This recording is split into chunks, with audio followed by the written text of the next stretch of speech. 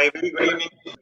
And I first would like to welcome all my co-speakers, my panelists, and all my friends who are it's a pleasure to have you all here and that you could spend time today and share your knowledge with everybody. I would like to thank Ajanta Pharma and Nara Netralaya for making this wonderful seminar on astigmatism possible. We have stellar of speakers and panelists, and I'm sure we are going to rock and roll, and it's certainly going to be a feast for everybody.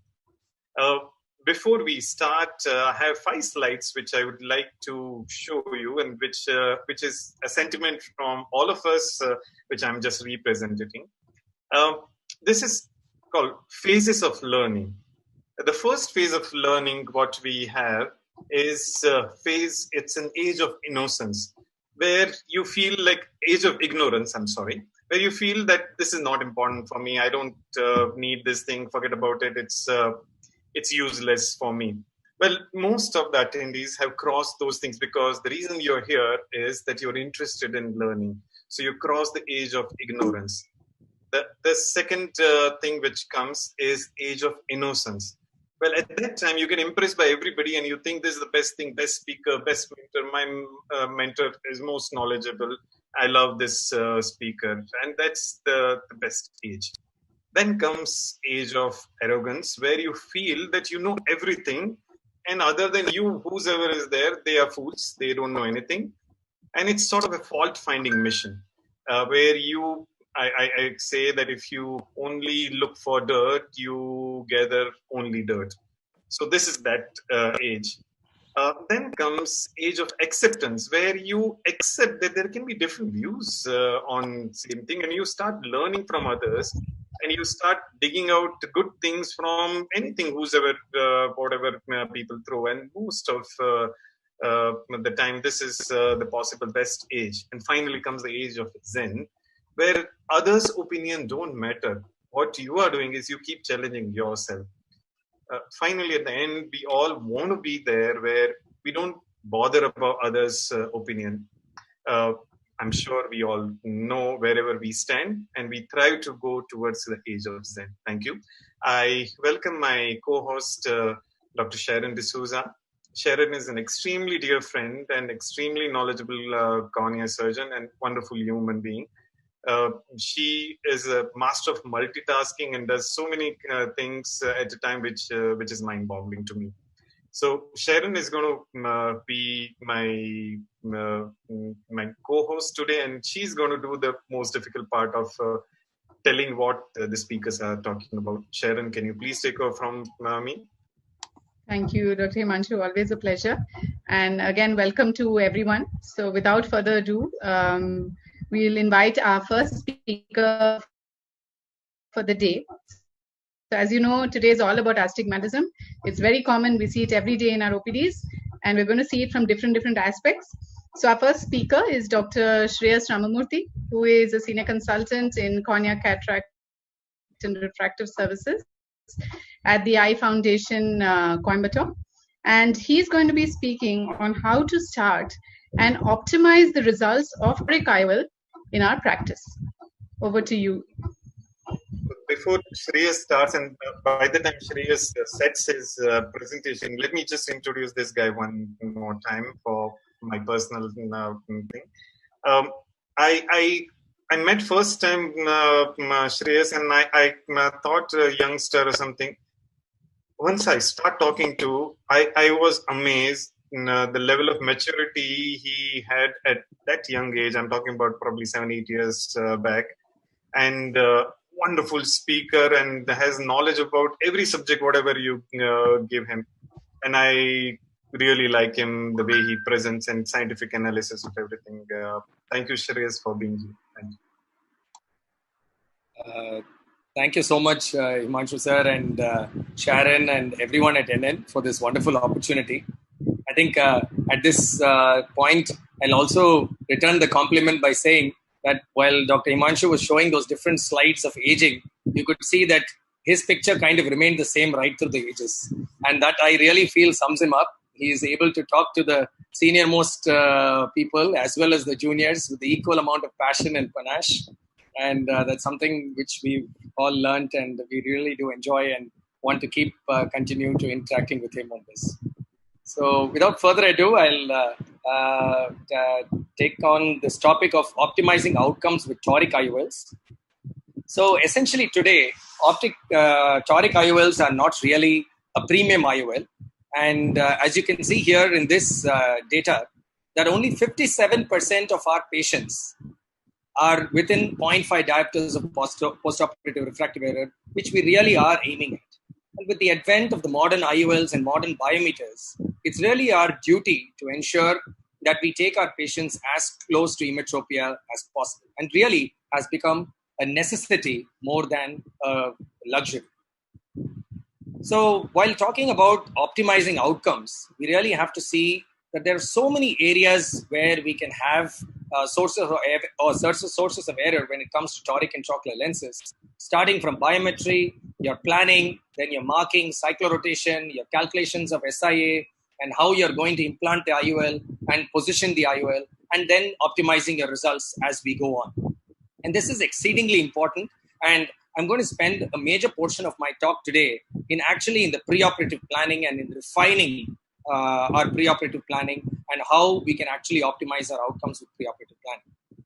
So essentially, when it comes to preoperative planning, the first and foremost thing is to ensure that we have accurate keratometry. And even before we go to keratometry, a good slit lamp examination, ensuring that you don't have a broken tear film, you have a uniform tear film, there are not too many punctate erosions on your corneal surface, is exceedingly important, because it is this measure of your keratometry which is going to make a huge difference as far as your entire outcome and your measurements are concerned. So optimize your ocular surface, use adequate lubricants, ensure that the patient has a clear tear film. A good tip would be to ensure that you perform the biometry at the very beginning and not do it at the end of your examination of your patient in your workup for cataract evaluation. We have various devices, various instruments which can measure keratometry today, but most important is also to have a repeatable measurement. And I would say it doesn't matter how many you have, make sure you have one trusted instrument and one trusted technician whose keratometry which you can rely on when you're planning toric intraocular lenses. And that is possibly half the work done as far as toric intraocular lens calculation is concerned. Now, there are three major issues which I'd like to discuss today. One, a lot has been written and spoken about posterior corneal astigmatism. I'd like to dwell on it for a little bit about surgically induced astigmatism, how our understanding of surgically induced astigmatism has changed over time, and some of the results of our own studies. And then, of course, the toricity ratio, which is an extremely important part of any toric IOL power calculation. So first, coming to toric posterior corneal astigmatism. Now, when we are talking about PCA, we must understand that the posterior cornea, very much like the anterior cornea in the early phases of life, is steeper vertically. But because it's a negative powered surface, the posterior cornea, it translates to a power horizontally. So in essence, on an average, even though the vertical meridian is steeper, it translates to about 0.5 diopter of against the rule when you're measuring the overall effect on the astigmatism of the cornea. Now, how does this actually come into play? Now, we also know that the anterior cornea gradually shifts from a with the rule to against the rule astigmatism as we age. However, the posterior corneal astigmatism does not change as we are aging, or at least from what we know about measurements done across different age groups, we see that there is no significant shift. So how does this actually come into play when we are looking at astigmatism or a threshold for doing toric intraocular lenses? So as I said, a posterior corneal astigmatism translates to on an average of about 0.5 to 0.6 diopters of astigmatism on the anterior surface. And therefore, when you're planning a patient for a cataract surgery and you see a small against the rule astigmatism, even as low as 0.75, you know that this posterior corneal astigmatism of a 0.75 on the anterior cornea is going to add up, and you would want to keep a very low threshold for against the rule astigmatism. Whereas when it comes to with the rule astigmatism, one, there is a gradual shift as we age. So especially if your patient is young and has with the rule astigmatism, you would probably do well to leave behind a small with the rule astigmatism, which also adds a little bit to the defocus. And also the posterior corneal astigmatism is going to negate the amount of with the rule astigmatism that the patient would have. Therefore, for a with the rule astigmatism, we can have a slightly higher threshold, but a very low threshold when it comes to against the rule astigmatism. Younger patients, go easy on correcting, but correct more aggressively the against rule astigmatism. Posterior corneal astigmatism, again, measurement is also an area of controversy. Previously, we had Scheimpflug devices like the Pentacam and Galilei, which were giving posterior corneal astigmatism. But the problem is, probably these measurements, one, there can also be some variability in the measurements. Secondly, the IOL power formulae which we use today are probably not adapted to the values produced by Pentacam and Galilei. And therefore, as of today, it probably seems more effective to use the mathematically derived values from the Barrett or the Baylor nomograms than to compute in the posterior corneal astigmatism from your Pentacam or Galilei. But having said that, with the advent of the IOL Master 700, I'll just spend a couple of minutes on it, where you have the total keratometry, where essentially by using the swept source OCT and using this telecentric keratometry, it not only measures the anterior cornea, but the same points are then through the swept source OCT allows you to measure these posterior points as well on the posterior cornea and gives you the posterior torus fit. And therefore, you have separate measurements of the anterior cornea, your posterior cornea, and then the combined value of total keratometry. And to add on to this ability to measure, you also have customized formulae like the Barrett TK Universal 2 for spherical and Barrett TK Toric, which helps you to compute this TK values directly onto this formula, and thereby enabling you to have a formula which is designed for this particular measurements. And it has really improved our results, as you can see from this particular paper. A couple of other papers have been published as well subsequent to this, which have shown that at all intervals, whether it's less than 0.5, less than 0.75, less than 1 diopter, there has been a significant percentage shift in improving our results and taking us to the ever-elusive 100%. It's not just in normal eyes, but in post-LASIK or post-laser refractive surgery eyes as well, where we traditionally had the Barrett True-K, which was performing very well. But with the advent of the TK, the Barrett True-K TK formula has now been shown to be performing better than the Barrett True-K, the ASCRS average, the Shamas, or the Hagezel, which were all performing extremely well prior to the advent of the Barrett True-K TK, which has now taken the standard to a new level. Suffice about posterior corneal astigmatism, moving on to toricity ratio itself, which is the second point of discussion. Now, I've spread this out. This is just a lens model of the Microsoft IQ platform, which is one of the platforms we use more frequently. And as you can see here, you have an IOL power on the IOL plane, but the power on the corneal plane is something different. Now, we have to understand that this is based on an average pseudophakic human eye. It is important to understand what a toricity ratio is. Now, it is basically the ratio of your astigmatism, the IOL, to the astigmatism at the corneal plane. Now, it is important that your calculator, previously all calculators were assuming a fixed toricity ratio of 1.5. But this was like calculating the spherical power of the IOL without knowing the effective lens position or without computing in the effective lens position into the IOL power calculation. As you can see here, for a patient, for a normal eye, it might be 1.45 to 1.5, but for a highly hyperopic eye, it could drop as low as 1.2, and for a myopic eye, it could increase as high as 1.75. This expanded table, just to take it a little further, as you can see here, from a range of 1.29 in a cornea which is flat and also has a smaller axial length, to a cornea which can have a steeper cornea with a longer axial length, the ratio can vary quite significantly. And it is important that this toricity ratio is taken into account while calculating your IOL power calculations. Third and most important in our discussion is the surgically induced astigmatism. Now, as you all know, every incision has an effect on the astigmatic effect on the cornea. And our previous teaching was that the nasal followed by superior followed by temporal had the greatest effects of induction of astigmatism based on the incision. And how did we calculate the SIA? Previously, we were calculating the SIA as a vector analysis. What we were asked to do, or what as most clinicians, all of us did, was to download this particular SIA calculator form. It's available on siacalculator.com or drhill.com. And you fill up 30 cases with consistency, where you use the same incision size, the same incision location, same type of incision, and then feed in all this data. And then as you feed it into the calculator, it allowed you to give your SIA. But the problem with our SIA calculations was that it came with a magnitude and a vector.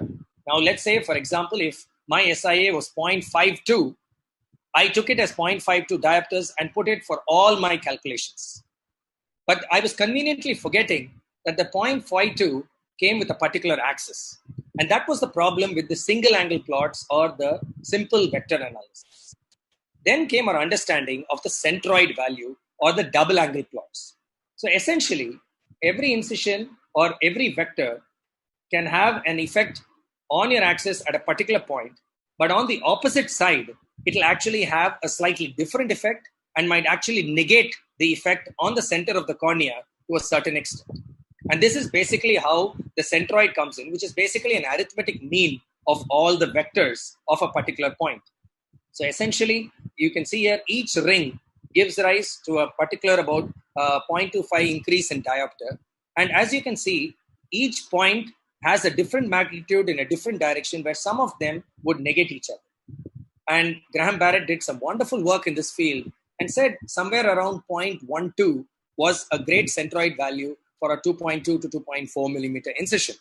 And this would have this centroid value is what is now being widely used in most of the calculators. So we also wanted to take this a little further, and we did a study at our group where we also saw that while Barrett gave good information on 2.2, we wanted to see the effect of vector versus centroid, and a good number of Indian intraocular lenses can be inserted only through a 2.8 millimeter incision. So we compared the effect of 2.2 and 2.8 millimeter incisions, and we also wanted to see whether there was variability when we calculated centroid values between four experienced surgeons operating at our center. And we looked at the outcomes of 300 eyes with toric intraocular lenses. So I'll briefly just summarize the results alone. When we looked at the SIA by vector analysis, we saw a significant difference of 2.2 inducing a 0.32 diopter and 2.8 causing a 0.51 diopter. But then when we did a centroid value analysis, the mean centroid value, SIA by centroid value, for a 2.2 millimeter incision was just about 0.11 diopter, and for a 2.8 only about 0.19.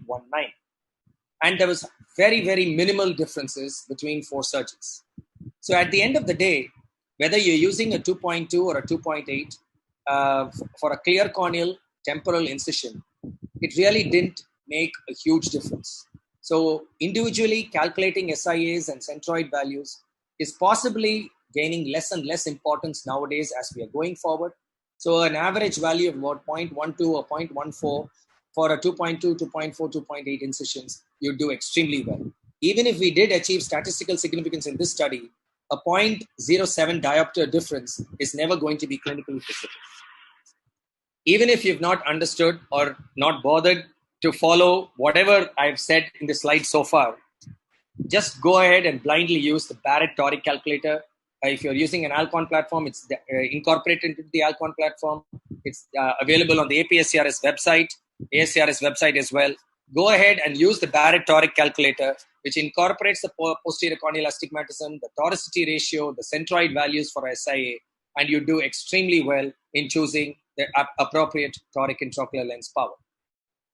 I'll spend a couple of quick minutes. I know a lot of our subsequent speakers are also going to be talking about this, which is the marker challenges that we have on using various instruments. You could use freehand, which of course most of us have given up nowadays. You can use a bubble marker, or you could use my personal favorite, which is making a horizontal slit, bisecting the undilated pupil, and then marking your 0 and 180.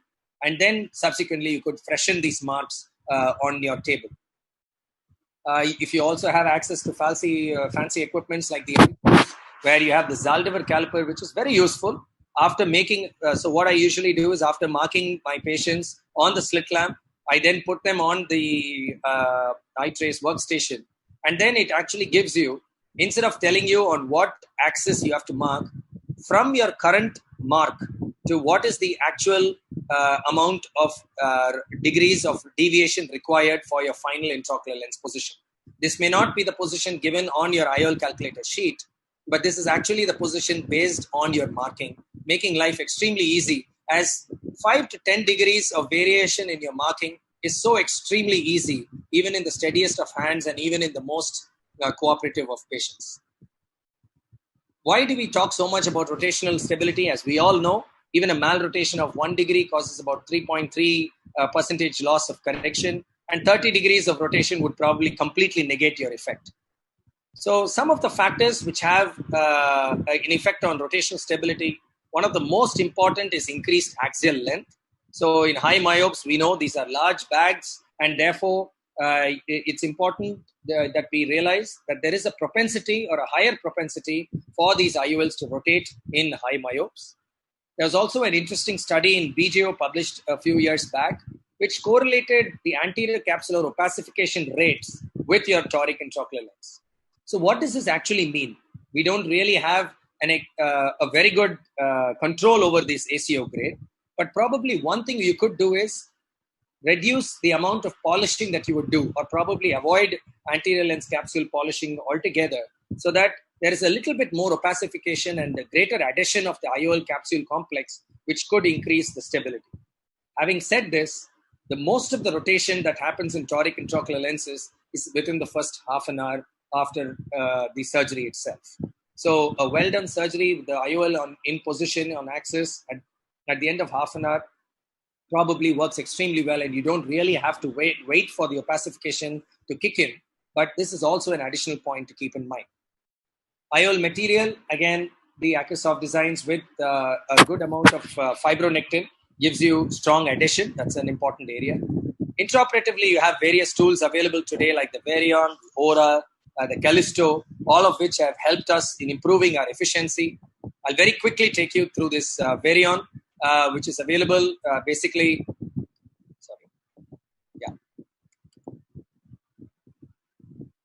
For some reason, you don't want me to show the slide. But anyway, so the Varion, what it does is gives you the ability to capture a high definition image, and it captures the white to white, the limbus, and also the subsequent superficial, conjunctival, and episcleral vessels. And these are used for landmarks for subsequently when the patient is on the table where the Varion calculator is, then you can have the overlay on your microscope and then feed in and then place your toric IOL in position.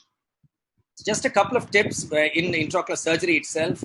I like to have a slightly smaller rhexis for my toric intraocular lenses, as I want to have a good overlap.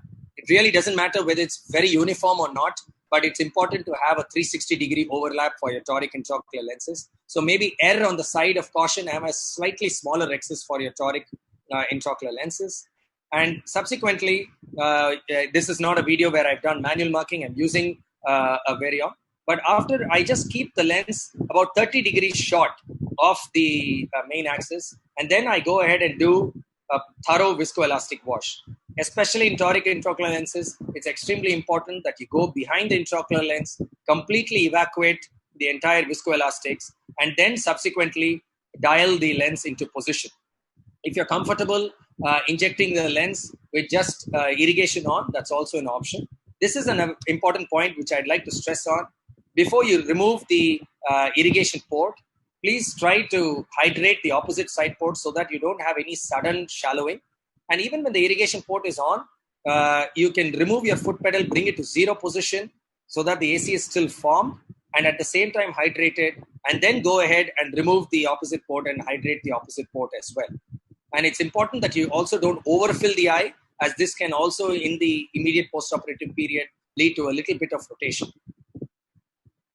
So comparing the digital and the manual marking, this is one study which showed a significant difference where the use of an online digital marker like a Varion was useful and provided significant results. In our own study in Toric IOLs and Toric phakic IOLs, we could see the amount of rotation averaged between 1.77 and 1.85 in toric intraocular lenses and toric phakic intraocular lenses. I'm sure more would be said in subsequent talks about the ORA system. I'll not go into great detail, but basically the intraoperative refraction, intraoperative aberrometry has really given us an additional tool. Now, one of the reasons why ORA did not become as popular today is one, there are various factors which are taken into account. You need to have a very expanded library of IOL powers and also toric lenses of T3, T4, T5, T6 at various levels, so that even if there is a particular variation where your refraction changes on table, you should have the library of lenses available to change the lens. Additionally, filling in the globe with an optimal amount of saline, trying to mimic the physiological IOP so that the effective lens position is calculated is yet another challenge which we haven't been able to overcome completely. Quick word about malrotation challenges, again, which will be, I'm sure Saurabh will detail a lot more about it in the subsequent talk. I found that when you have a residual error, whenever you are having a spherical equivalent which is almost zero, where you have a cylinder which is also inducing a sphere, that is a clear-cut indicator where probably putting your IOL back in the position as what was measured preoperatively, you will probably do very well. But if that is not the case, please go ahead and use a Barrett treatment formula, which I found very useful. It gives you multiple options. It tells you how much you need to rotate your IOL from the current position, whether if you have larger refractive surprises, if you have to do an IOL exchange, what is the amount of IOL you need to put in, and then subsequently whether you need to use a piggyback IOL for correction. Quick summary of the points which you've discussed. Use a Baylor or Barrett nomogram, really helps in your toric intraocular lens calculation. Probably in your early cases, avoid small pupils and high myopes, which produce an additional challenge. Slightly smaller excess is useful. Ensure complete viscoelastic removal. Avoid overinflating at the end of surgery. Ensure the position is maintained even when your speculum is off. If there is a residual, rotate between 2 to 3 weeks. Use a Barrett treatment formula or astigmatismfix.com. Thank you so much for your kind attention.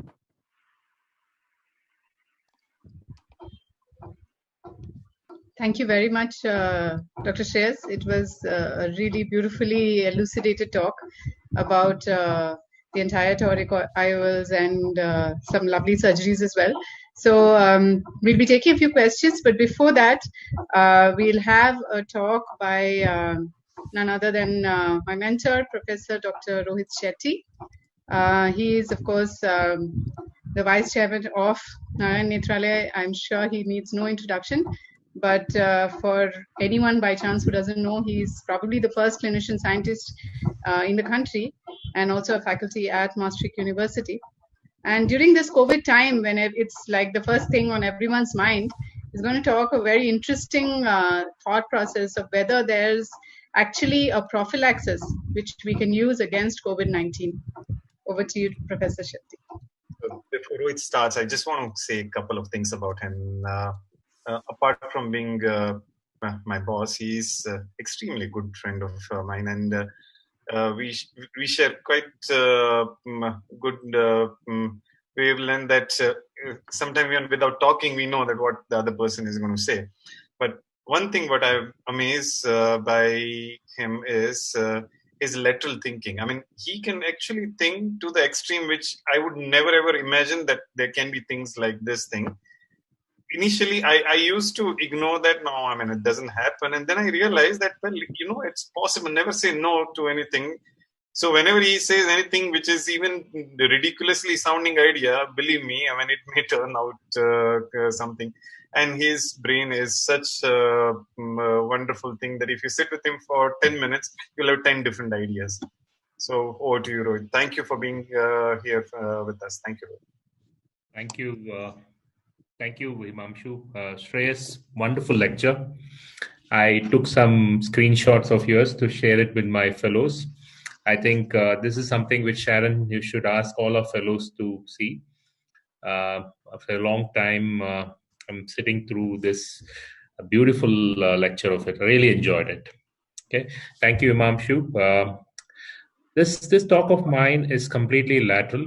It's this. I'm like they say, think that there is think out of the box. I'm thinking there is no box, but it's very important because it means it's our survival. I'm telling this because last 2 days we have got two reports from Hong Kong and China suggesting that 80 to 100 times there is more transmission of COVID from ocular surface than SARS. So that means that the world is now suddenly started realizing that conjunctiva and cornea are the source of virus and is going to be transmitted. This is a wrong time to come because we are all getting ready and some of us are already started operating. If you look at the trend of infections, we realize that it's just not the very elderly and sick people. A lot of in India, a lot of healthy young people, like younger than me, and a lot of you sitting here are getting affected. Now, the question is there a prophylaxis against this from an ocular point of view for a healthcare profession? I don't have any financial interests. I'm liberally going to use a lot of drugs. I hope people who are marketing this also benefit. This is really a tough time for everybody. So if it helps them in some way, I'm very happy. So there's no financial interest. Okay, and there's some issue with the slide. Okay, so this is a drawing by one of a lab scientists, Dr. Archana. I give her credit to this. This is a hand-drawn drawing. This is very interesting. The virus has the same, you can see that how you have the nasal mucosa, all the receptors which are necessary for the virus to get into your, from the nasal mucosa to your lungs, all those things are available on the corneal surface. You have the same AC2 receptors, you have the same catapsin-mediated endocytosis pathway, how it comes, and how the translation happens, the proteolysis, everything. So this is the most scary part of it because you know that what is there in the nasal mucosa. Nasal mucosa has cilia. Nasal mucosa has many more protectant than an ocular surface, if you look at the physiology of it. So we realized that protecting this for us, when a lot of us don't wear glasses and you wear glasses, aerosols can go anywhere. And this is a magnified view of how it actually happens. So I've been writing this article. We've been just started with this thing. We're in the manuscript stage. So I call it an hypothetical based review of COVID prophylaxis for the healthcare professional. So what we did was, at the first onset, based on all the publications, this is a very important publication. There are many more like this. Of all the publication, we looked at what are the risk factor to death, very bad COVID. And we pulled up all of them out here. And we gave a score. Age was a factor, diabetes was a factor, hypertension was a very important factor, asthma was a factor, allergy is one. Obesity is a major factor in Italian studies. Vitamin D, I'll show some papers which came yesterday, and they did a very nice modeling of places who had a low vitamin D had more death than so vitamin D still rocks. People who are very lazy and not having very good activity, again have issues. Huge chunk of people, even a good friend of mine who had a past history of cancer, did get the COVID much earlier than any of his colleagues working in his hospital. And we made a scoring system. And then we divided the scoring system. This same scoring system can apply to healthcare professionals. It can apply to ophthalmologists or anybody. So you have a low, you have a moderate, and you have a high. So each one of us can decide where we belong. If somebody is in hypertension or a diabetes or you age more than 60, you put the scoring system. And based on this, we decided what you should do. One of the this is based on a lot of scientific data because, this is not the first of the respiratory virus we know. We already have SARS and many other things.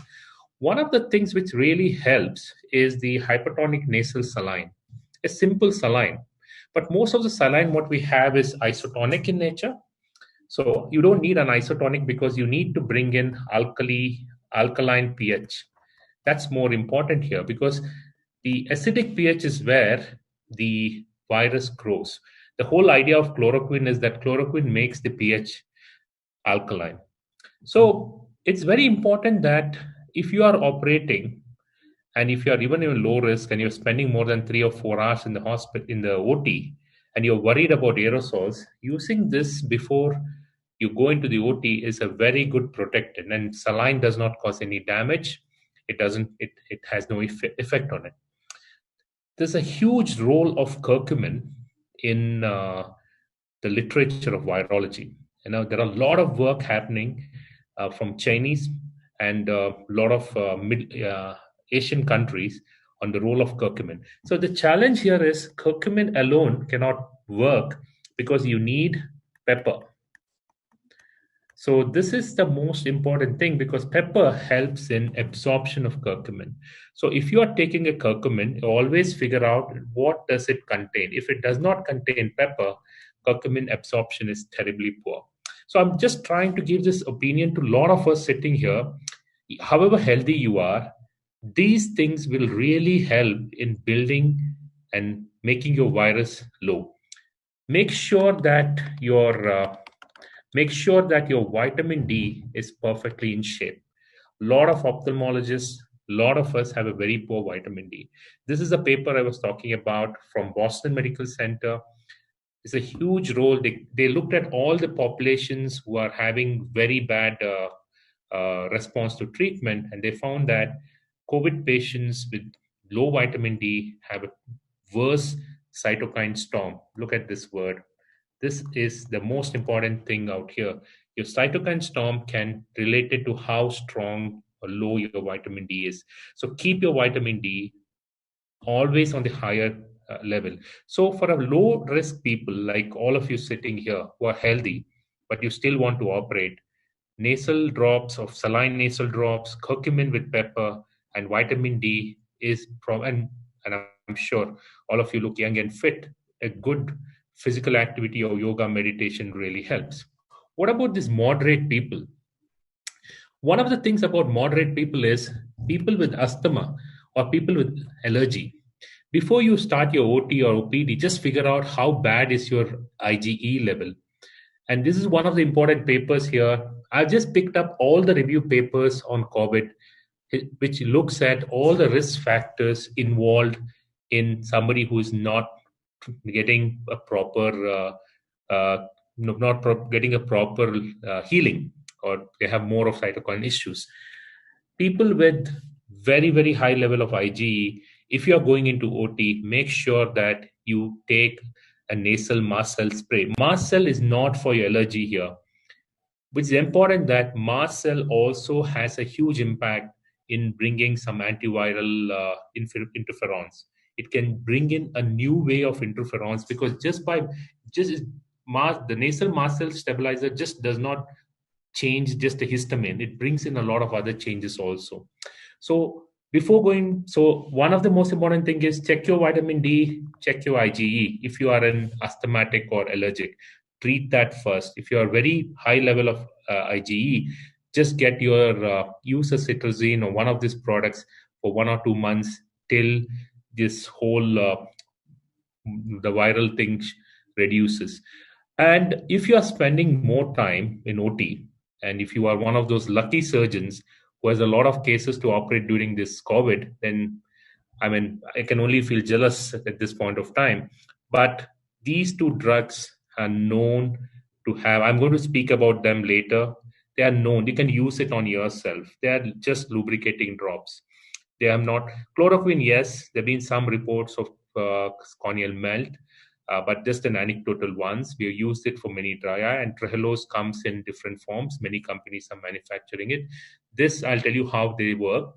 High risk is a person who has got multiple issues. You can figure out whether you can take a chloroquine oral and avoid as much as possible overload of aerosols in your body or your ocular surface. If you work more than 3 hours or OPD 3 hours or OT at a stretch, what happens is you will have a build of aerosols, and this could be a potential cause of problem. Now, coming to why am I talking so much about chloroquine and trehalose drops for the as a prophylaxis for yourself, is because this is the work we did. This is how our corneal epithelial cells are probably at a very microscopic level. You see all those ACE2 inhibitors through which the virus will enter these cells. These are all your Golgi bodies, mitochondria, and everything. And this was more for the dry eye point of view. This is how in a dry eye case, you can see the cells are completely dry, dehydrated. And you can see that when you use a drug like trehalose, you can see that the organelles start functioning. You don't see the organelles at all here, and you can see them here. They're all much better. This is all what's happening, and this is we published in the ocular surface. And the same thing, we published some work in one of the journals on chloroquine about how it works. These were all for the dry eye point of view. At that point of time, we never looked at virus, and the virus was not your factors. Then came this beautiful publication by a lot of this group, and you can see all of them in late 1990s, 2017. All of them started looking at it from a different level. That trehalose is a disaccharide sugar and is used to induce interferons. Type 1 interferon is exactly the interferon you need to fight this virus. And it causes lysosomal dehydration, degradation, reduces the viral entry. This is something which was very important, and this is something which we found in our own lab.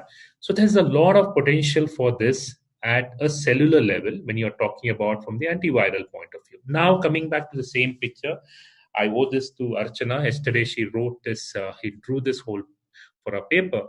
Now, let's see where it works. Look at these two pictures, the chloroquine, this is trehalose, the one in green. We'll exactly see if it's on an epithelial cells on the cornea. Let's see where all it acts. And this is where it binding, the ACE2 receptors on the corneal epithelium. If I click this on, the blue one is a trehalose. It blocks at the catapsin, that's an enzyme, by reducing the pH. This is where it changes the pH. It makes it more alkaline. It degrades the endosomes. And the most important thing is here. It brings in interferon expression. How did we get this? Is from this paper, induces the interferon. This is a very important paper which made us to think. That's why you have to start looking at publishing from other places. If you really see your own publication, your own work in ophthalmology domain, means what we're doing, then we probably never get the answers. Now, all the blue areas are where it works. Now, let's see where chloroquine works. Chloroquine works much earlier here, and you can see that it's worked at the cathedrin pathway. It works at directly changing. It also changes the pH, but it does not have an effect on the interferon release, which is something different to the trehalose. So, how do we sum up this whole thing? So, if you are a healthcare professional, ophthalmologist, say if Sharon and me all of us are working, and I am this side, and let's assume Sharon is here. So I'm not allergic. I clean my nasal mucosa if I'm working and I'm worried about prophylaxis. This is a beautiful way to clean your nasal mucosa. Do a salt water gargle. Gargle is not for virus.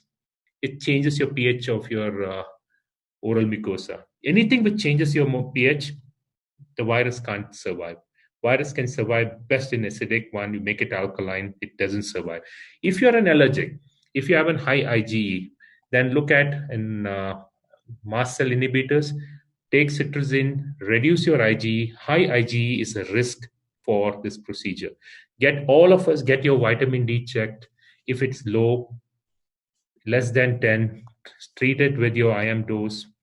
Get sure that you get back to the normal line. Vitamin D, at least there are 4 big publications from Europe and America which talks heavily on the role of vitamin D. So sunshine vitamin, again, has a big role.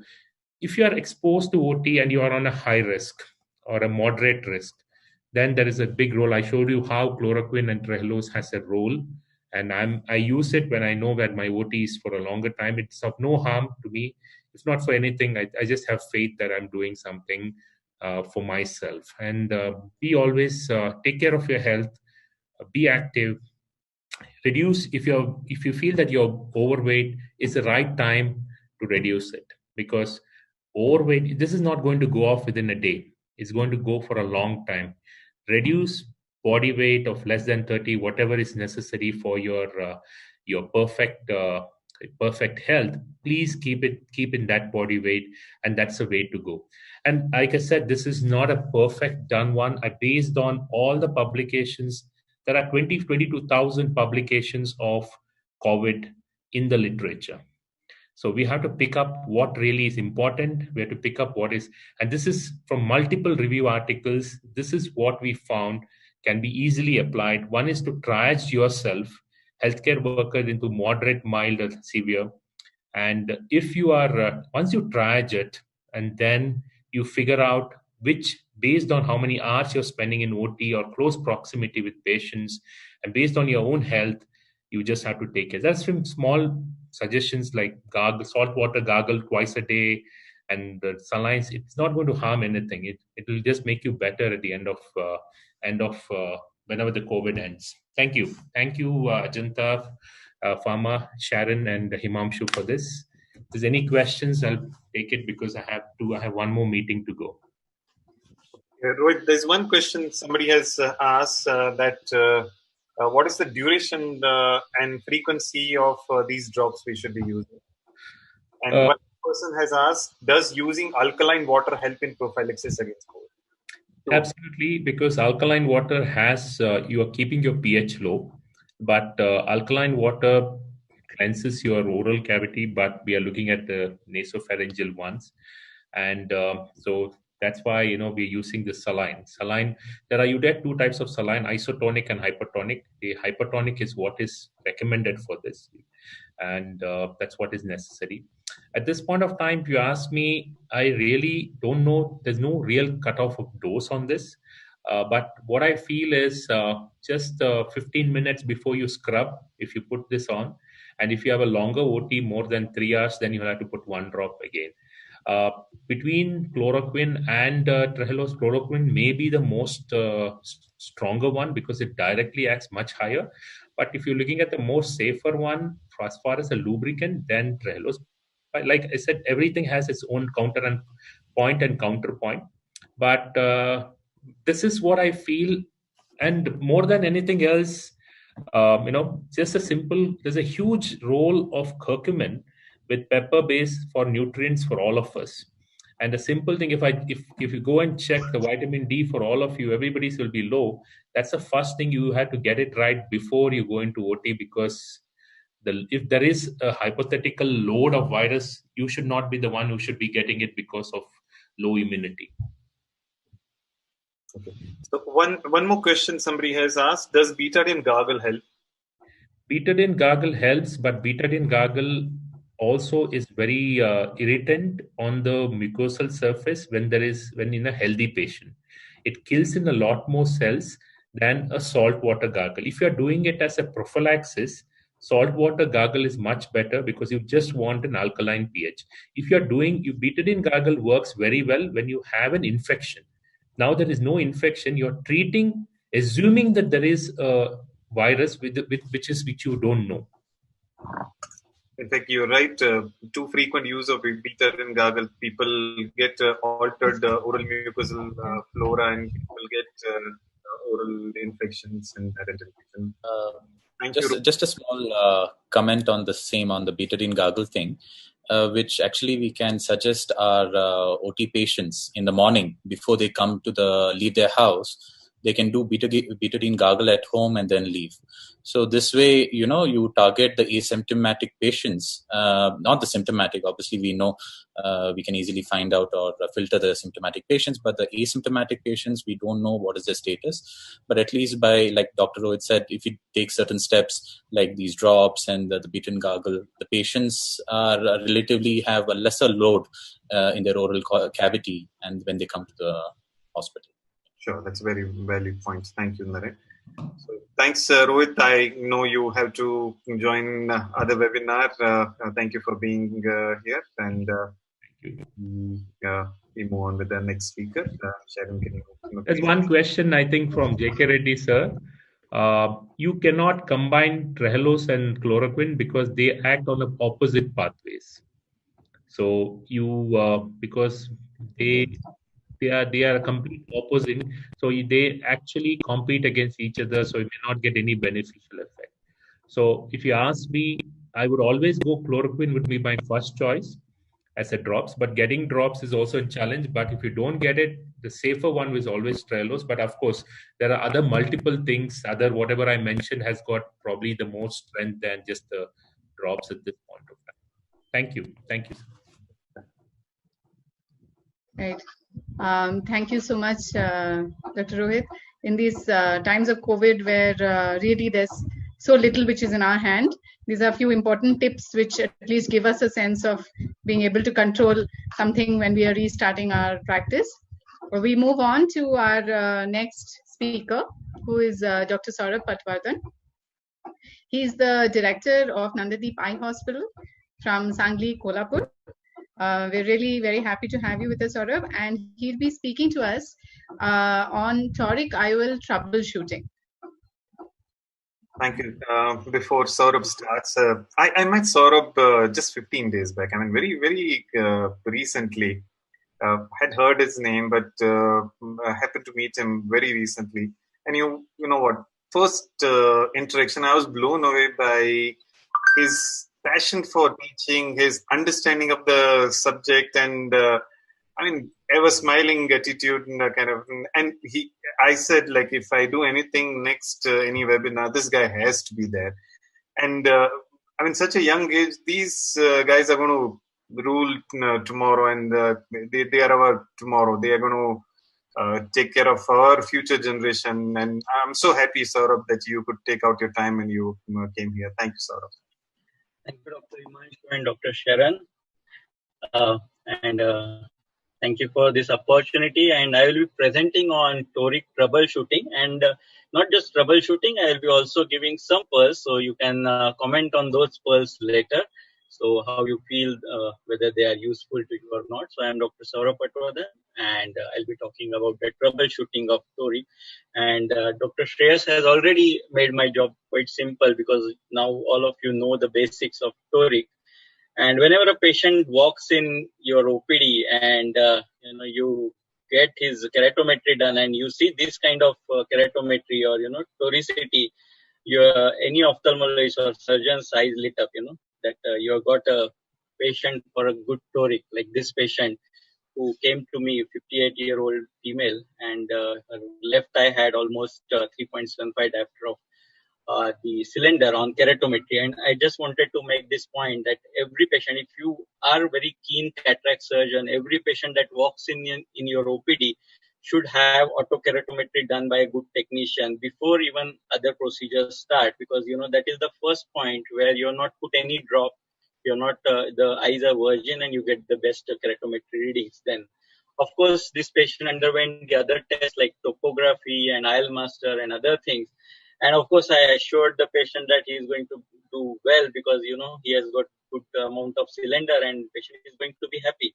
And of course, the surgery went quite well. The IOL was well positioned, and I was quite confident during the surgery that, I'm going to look at a very smiling patient post-operatively. But this is what happened with this patient. Unfortunately, on the 7th post-op day, when the patient came, patient had uncorrected visual acuity of less than 6/60. And to my surprise, the patient's post-operative refraction was like this: plus 2.5, minus 7 cylinder at 155 degree. And with that cylinder, with that refraction, patient was improving. And actually, this patient had no cylinder in the other eye. So patient was in fact telling me before the surgery that I don't think this eye. She was thinking that it's kind of amblyopic eye. But what happened was that there was a murder of my respect and my confidence, because I was confident that I'm going to give her, quite good vision in the post-operative period. So I always, you have to wear the Sherlock Holmes hat and start investigating. And of course, as you know, that assumption is the mother of all failure. So we should not assume, once we get a failure, we should not assume that whatever we have done pre-operatively is right. So we have to go through reconfirming. So first of all, reconfirm your biometry, and important thing obviously is the keratometry in case of toric.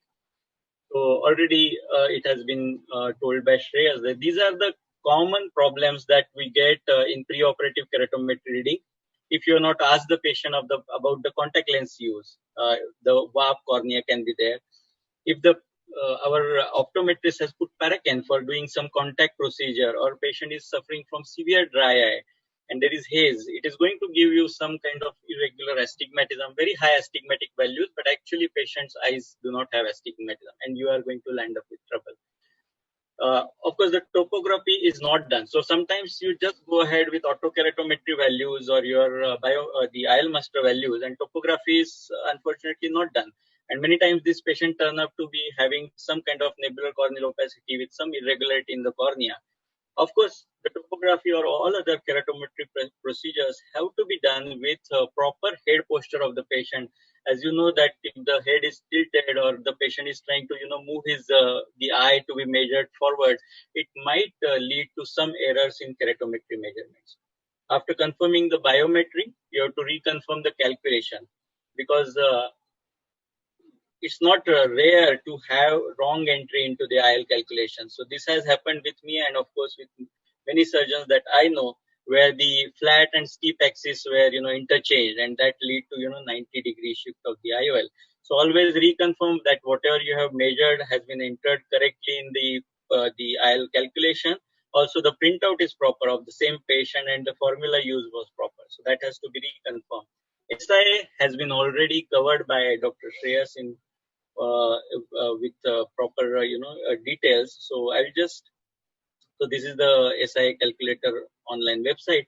I just wanted to point out this particular thing. So even if you have calculated your own SIA using this calculator, we have to look at the standard deviation. Like even in Dr. Shreya's slides, he showed that the centroid value there was 0.19 diopter astigmatism SIA, but there was standard deviation of plus minus almost 0.43 diopters. So if you consider the two standard deviations, then it means that more than 3% of the patients are likely to have more than one diopter of SIO in that particular patient. So these are the patients who are outliers. And I found these particularly two things which change your SIA for a particular case. Many times you have these kind of old scars and patient have high astigmatism. So you have selected a Toric IOL for the patient, and on table, because you are used to doing maybe a temporal incision and the scar is exactly at the same site, and you go through the scar. Now remember that the surgical induced astigmatism may be quite variable or maybe quite high or low if you go through the scar. So avoid incisions going through the scar. So if the patient has a cornea which is slightly scarred, change your location to an area which is not scarred and calculate the IOL power accordingly. Also, when you are operating, be careful that you are not making a very central corneal entry, because it is going to give haywire kind of SIA in that particular case, which you are not calculated properly.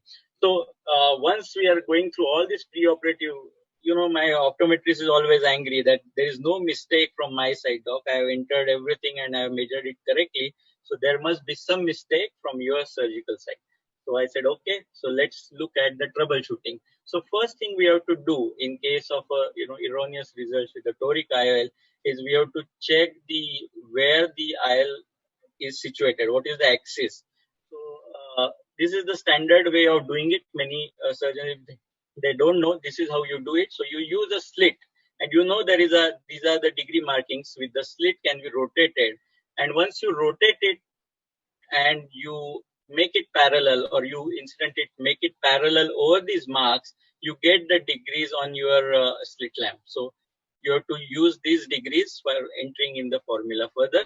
I use a different way of doing it, which I find it more easy to do it. So I use my app, which is Android app iToric, and I use this UV autorefractometer. I'm sure there are other autorefractometers which also give this kind of infrared retroillumination image. So this is a image which is taken by this autorefractometer.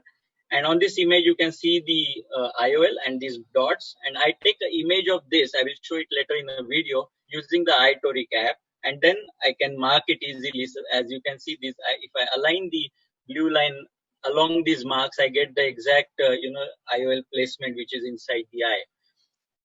The second important thing which we need to know is the refraction. So in refraction, it is important not to do just subjective refraction, but also do objective refraction using retinoscope and use good autorefractometer as well, because it will be more accurate, particularly in cases where there is a high astigmatic error like this case which I am discussing.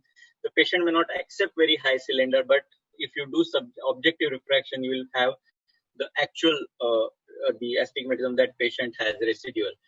And this point was already covered. So many times I get call from my colleagues or from company people that they had some issue with their Toric IOL and this was the problem. So what should the doctor do? So I think the first important thing you have to look at is the spherical equivalent. This has been explained by Dr. Shreyas also.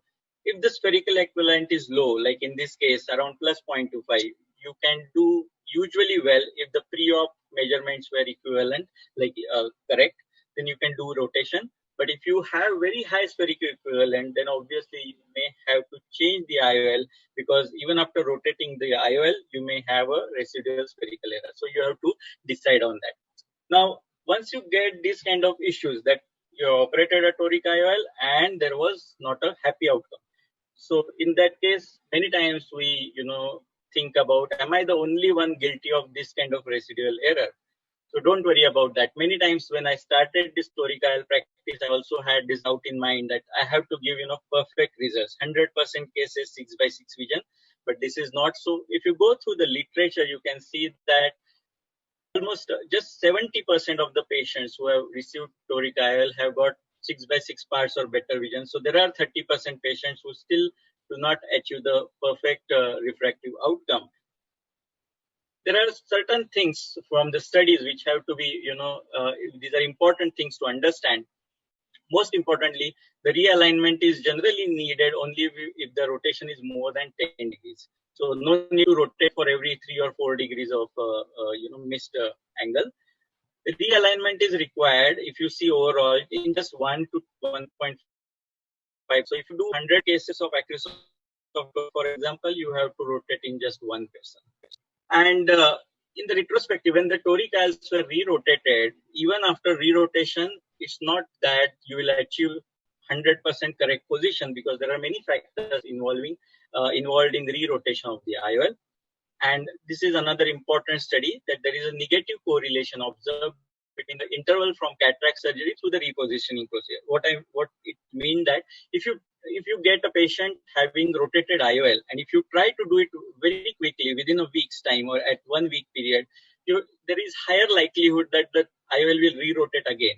So what I generally prefer is that I wait for at least 3 weeks for the capsule to become a little bit sticky, little bit maybe fibrosis, some shrinkage has to be there, so that when you re-rotate the IOL, it doesn't again rotate later. I have done re-rotations up to 3 or 4 months, but I think the first 8 weeks are the easiest to correct and very easy to re-rotate to the normal value, the actual axis. Now, how much to rotate? Most of us have left the mathematics and took biology because maybe some of us were poor in geometry and other things, and now we have to think about geometry. But I think few people have sorted out our problems. And this was the first site which I started using this almost 6 years back when I had first issue with the Toric IOL. It's called www.assort.com by Dr. Alpins. And also there is astigmatismfix.com. And as Dr. Shreya said, even Barrett has a good site which helps you in identifying and how it will give you the advice whether we have to rotate and how much to rotate. So don't have to worry about that much. So let me go just 1 second. Okay, so let's go through this case which I had trouble and just wait 1 minute. Okay.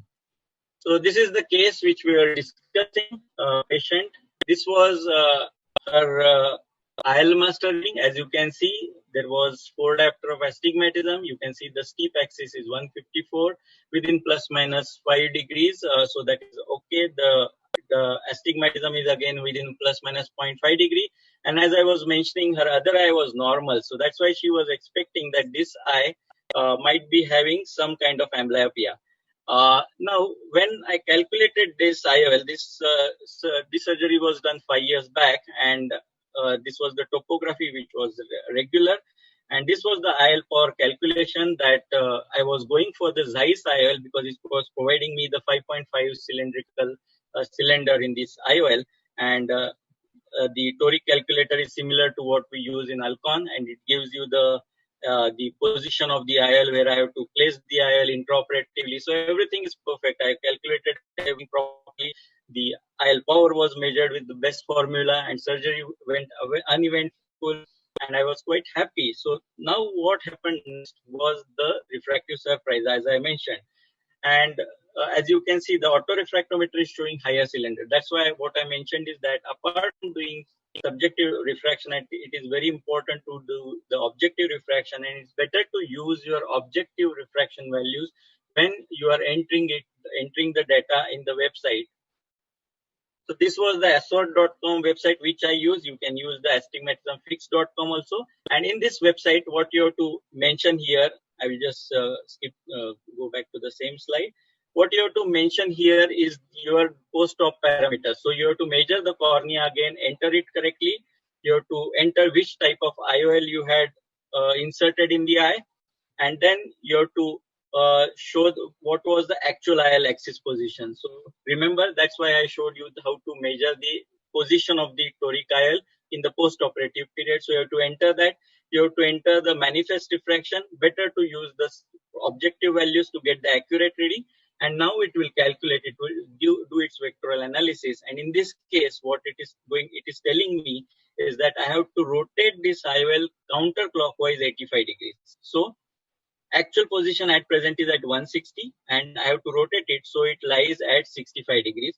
So from the current position, I have to rotate it counterclockwise by 85 degrees. So that's quite interesting, because what really happened during the surgery that led to this kind of rotation was the IOL, as I mentioned, whether I entered wrong keratometry values beforehand or what happened. So I just went through the papers, and what I found interestingly is this.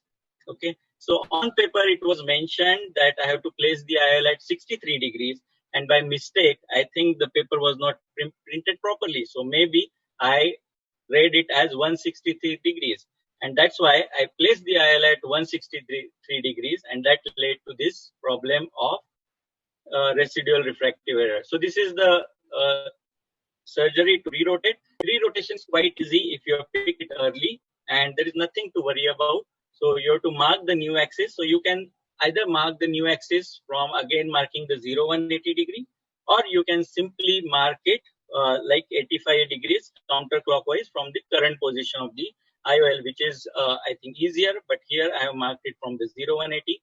It's better to use cohesive viscoelastic agent to maintain the anterior chamber. Here I am separating the capsule from the bag, from the IOL, and this is a hydrophilic IOL, so it usually separates quite easily. But for hydrophobic IOL, it is better if you inject little bit of cohesive viscoelastic under the capsule, so it kind of cleaves and separates the IOL from the capsule, and which makes the job very easy. Now for plate haptic, these are slightly bulky IOLs, so you have to nudge them very, very slowly so it doesn't cause any dialysis. So start rotating once the IOL is completely released from the bag. And here, as you know, I have to rotate the IOL by almost 35 degrees here. And this was the final position which I have marked. And do a thorough visco wash at the end once you are sure. So you just reconfirm the new axis that you have to place. Now you don't want to rotate the IOL again in the post-op period, and this obviously this is like mathematics. If you do the right things properly, you get the best result. So this was the post-op results, and patient in fact got 6/6 vision with very minimal astigmatism. So that was the best outcome that the patient wanted. So this was the troubleshooting I did. Now let's look at some of the toric pearls which I feel will be useful for you. So let's toric pearls. Okay. So let's start with the marking. I think we have already discussed the slit lamp mark, and I think the marking is the most important thing in toric surgeries because it is going to determine the accuracy of your results. These are the standard markers which are available. Many surgeons love this slit lamp marking, which I think is very accurate. Only thing is you have to devote time to mark it properly. Also, these electronic calipers are there which some surgeons use, but they're of course costly, and also you have to sterilize them and use them intraoperatively. So I started using maybe 6-7 years back these kind of protractors, and I didn't have an Apple phone, so I was unaware of Toricam, which was there. So I developed this Android app called iToric, which was similar, slightly modified over the Toricam, and which gave me this perfect axis marking. So now these are the steps which I use for iToric marking. So first thing I do is a freehand marking. So I try to be at 0-180 degree as far as possible, and then I use my Android phone in the vertical manner, and then using the iToric app, I take a photograph. I'm sorry.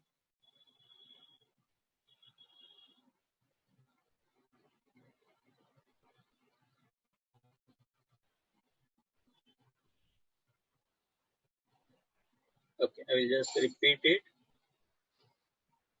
Okay, so here I take a photograph trying to be as center as possible. Once you take a photograph, you can realign it according to, at the center of the screen. And you can see these blue dots, which I have marked freehand marking. These are the freehand marks, which are there. So on the screen, there are calipers, which are there on the right lower corner. So once I press that, 2 red dots will appear on the screen. And I have to align these red dots over these blue marks of the gentian violet, which I have made on the limbus. And after that, most of the data that we need is complete. And now I have to just enter the axis of placement, which I have calculated according to the Toric IOL calculator of Alcon or whichever company we are using. And so it will give you the new axis of placement. So basically what happens using this Android app is that once you mark these blue points, it will give you what was the error in the marking, and it will correct it itself, so giving you the new axis of placement. So when I thought of this, I wanted something which the app itself calculates and gives you the new axis of placement. So this new axis of placement you have to use taking these blue marks as the reference marks. Okay, so that takes care of the error which has been induced because of the marking. And once you have this data, you can also store it in patient's name, and you can also use it later for reference, like if there was any error or anything in that particular patient. So my experience with iToric has been very good. I don't use any other marking in that matter. And this was recently published paper by Dr. Zen, which showed us that it's equivalent to even Vericon, which are markerless system. And so what we need in the operative room is just a mobile phone, Android mobile phone, and just a marker. That's it. We don't need any other devices. Also, this is available on Play Store and it's free of charge, so anyone can use it. Now, this is not just one application. You can use it even in the pre and post-operative period. Like, for example, you like to use the slit lamp for marking, but you know that how to know that your slit is calibrated, because many times we put this slit lamp on some kind of table or your ophthalmic chair unit, and the chair unit might be, or the table might be bent. So you have to calibrate it. So you can use this iToric app. You can just, to the eyepieces, you can take an image of the vertical and horizontal lights, and you can see here that this slit lamp has 2 degrees of error in its position. So you can always correct it while using. Of course, 2 degrees quite less, but some slit lamps might be tilted by almost 10 degrees. Now, this is another use of the iToric app, where you can take the retroillumination image using the UV photorefractometer. So I showed one of the slides previously. So this is how you can take the image. So patient image has been captured by the autorefractometer while the patient is keeping straight, just like as you use it. And now in the post-operative period, as you can see here on the left side, you can see the slit lamp image of the patient with the Toric IOL. And same thing when I take the image through the retroillumination using UV, you can see this toric IOL markings. And with this toric, you can exactly mark it, to the accuracy of 1 degree. You can exactly mark the axis, and the post-operative exact position of the IOL, just like you get in eye tracy maybe, but maybe in an inexpensive way. Now, this was an interesting problem that I had. There was this 6-year-old boy, very cooperative in the OPD for all the measurements, and he had almost 4 diopter of astigmatism. So I decided that I will go ahead with the toric IOL in this particular patient. And what I didn't realize is that he will not allow me to mark it, because though he is very cooperative, taking any marker near to his eye he's not going to cooperate. Then I realized I can use this retroillumination image for marking. So this is that child's image on the retroillumination. He has a zonular kind of cataract. You can see the lenticular opacity. So what I decided is that I will take reference of 2 prominent opacity marks, okay, like this. And taking this reference, I calculated. In this patient, I wanted to place the IOL at 108. So what I took is that this opacity as a reference, and the 108 degree was 25 degrees from that. This might be a little difficult for you to understand, but it's quite easy. So now you can see with the Mendes ring, I am aligning these opacities on table. The patient is under general anesthesia. So now 180 degree has been aligned, and now from that I'll be marking the axis 25 degrees. Okay, so the app has already calculated the degrees, and it has been entered. So now on table under GA, I am marking that 25 degrees from this reference opacities, which is going to fall somewhere around 108 degrees. Okay, so this is the case.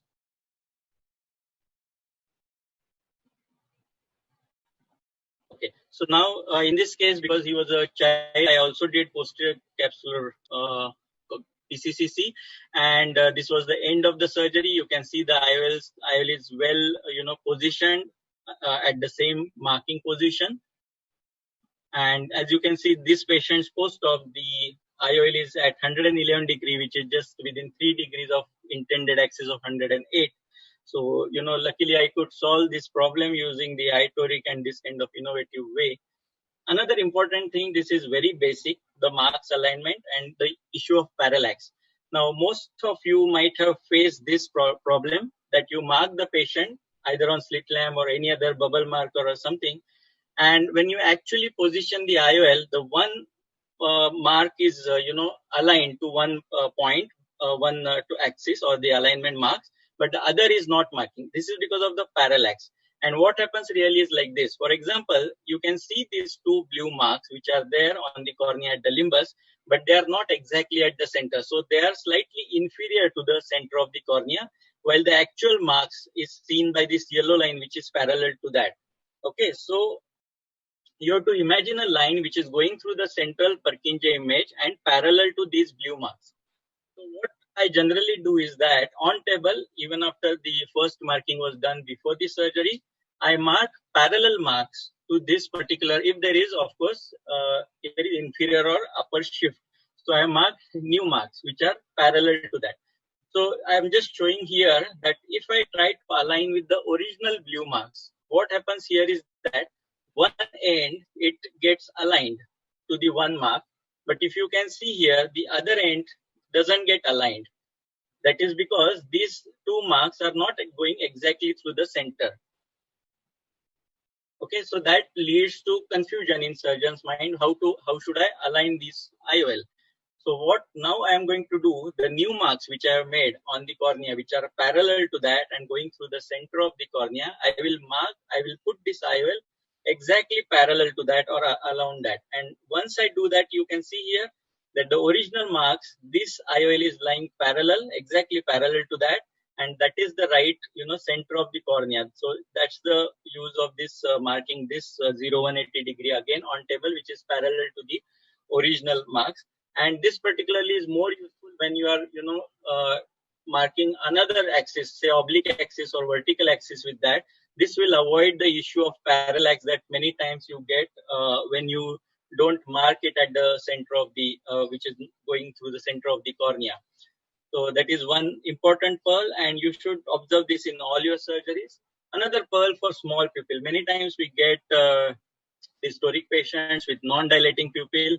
Usually surgery is not an issue. You can use pupil dilator ring or something like that, iris retractors, and you can complete the surgery. But when it comes to the position of the toric IOL, and I think recently Dr. Sri Ganesh showed a very useful toric marker. So this is what I have been doing before that. I have not used Dr. Sri Ganesh's marker yet. So what I use is that I just take a 30 gauge needle and I just barely touch the toric IOL in the same axis of those toric markings. Just barely touch the IOL, and that leads to a very tiny kind of scratch mark, very tiny scratch mark on the anterior surface of the IOL. And these tiny scratch marks you can barely see here. I will just pause here. So you can see these very tiny scratch marks, maybe say 4 millimeters away from each other. We can easily rotate the IOL and place it properly, even if in the smallest of the pupil. And usually these marks are so small that they don't create any aberrations. In fact, it is very difficult to find it even on slit lamp later unless you look for it very closely. So I think this is quite useful.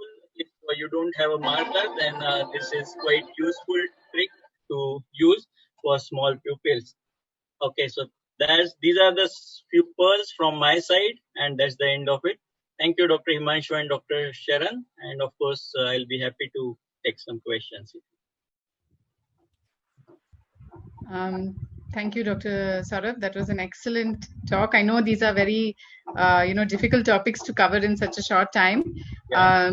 Right now, we'll keep the questions for a little later and go on to our next talk. Our next speaker is a very dynamic young surgeon, Dr. Naren Shetty, who is also the vice chairman of Narayan Nethralaya. He is a really gifted surgeon and has beautiful, immaculate surgeries. So he'll be the second laser-assisted cataract surgery and astigmatic correction for that. Hello. Thank you, Dr. Sharan, for the kind words, and also thank Dr. Himanshu and Dr. Sharan for arranging this wonderful webinar. Today I'll be talking about astigmatism correction with flax. So, as you all know, the flax system or the femtosecond technology has come a long way since the 1990s to now, where the software and the hardware has really jumped leaps and bounds. Now, just to touch on the principle, first, there is a delivery of pulse, plasma, there's a formation of plasma, cavitation bubble, there's a cleavage plane formed, and then there's a tissue separation. As you all know, there are two forms of laser platforms. One is the uplination and then the non-uplination part. And the different companies which fall under the categories, and each one has its pros and cons. Now, So when we look at the astigmatism correction using the flax, we have two components, the corneal and the lenticular. Now, let's go over the cornea part. As you all know, whenever we do a manual incision, that is creating an opposite clear corneal incision to correct astigmatism, we always have there's always a chance of imprecise wound architecture. And also, if you manually create limbal axis, you have problems with the axis creation and also the improper depth. And if you go look at the toric, especially when you're trying to correct very small astigmatism power, then you might have some trouble. And also it is additional cost for the patients. Now, this is where the flax shines. Now, by looking at arcuate keratotomy, now in flax system, as you can see, in terms of construction of the wounds, it happens within seconds. And once it's done, if you have the Variant system linked to the Lensex, you can compensate for the toric, the cyclotorsion. And but even if you don't have the Variant system, you can still go around it. So what we have devised is, as you can see, we have devised a clear plastic with the markers on it. And this, we have stuck it on the Lensex screen. So by doing this, preoperatively, we mark the 0180, and then once the docking is done, you can realign to the markings on the screen or on the plastic, and then you can go ahead with the surgery. This way, you can compensate for the cyclotorsion without the expensive extra machine. Now, basically, the FLAC system is helps us. It is an image-guided system which gives us 3D visualization. It gives a real-time corneal thickness, and because it's a computerized program, the incisions, the precision in terms of depth, the length of the position, the width of the position, the width of the incision, everything is going to be like bang on. Now, there are different nomograms also, which can be used for AKs in FLACs. But as you all know, in terms of accuracy, all the studies show about 72 to 75% accuracy.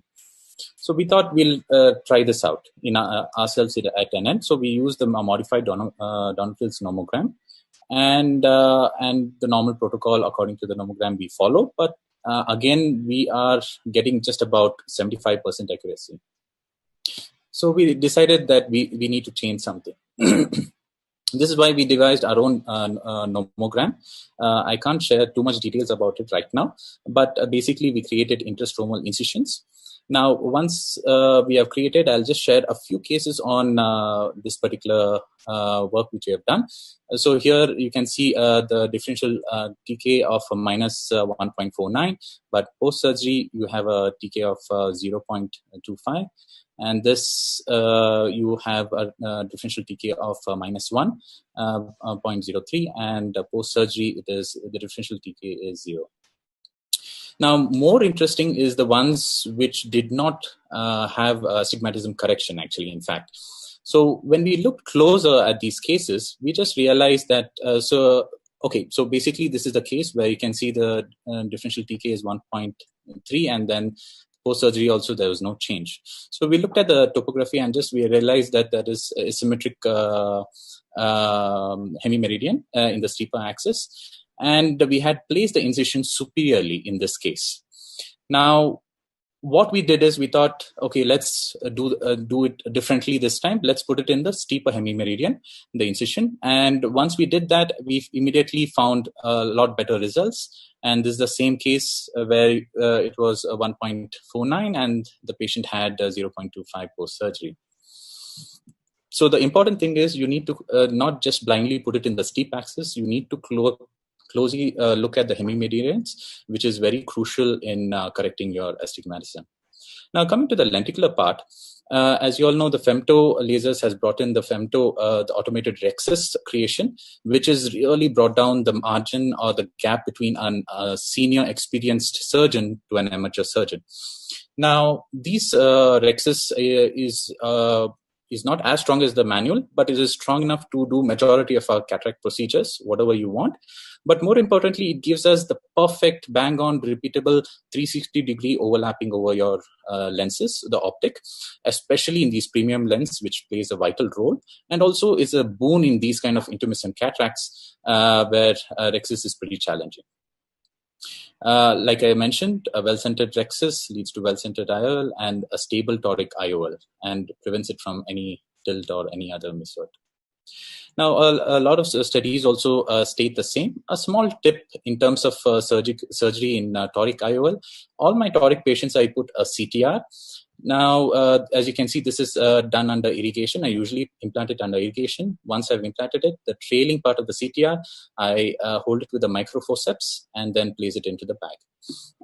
Now, why CTR in all my cases? Here you can see an intraoperative OCT of the toric IOL implanted in the eye, and there's a huge gap between the posterior capsule and the lens. This is one of the main reasons why there's a high risk of rotation during the early postoperative period. So what happens is whenever we do implant the CTR, it expands the bag. Once the bag is expanded, it brings the anterior and posterior capsule closer together, thus increasing the contact between the capsule and the IOL.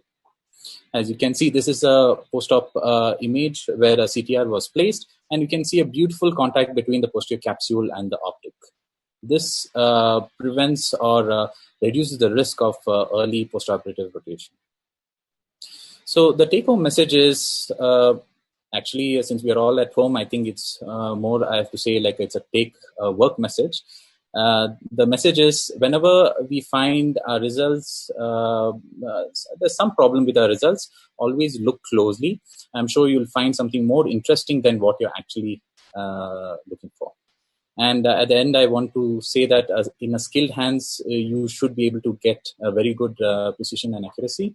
But all these instruments or machines, the expensive machines, what it does is, if you have a lot of doctors under you, it'll make sure that the precision and accuracy is consistent, and it's maintained throughout or with all your premium patients, no matter which hand does it. Thank you for your time.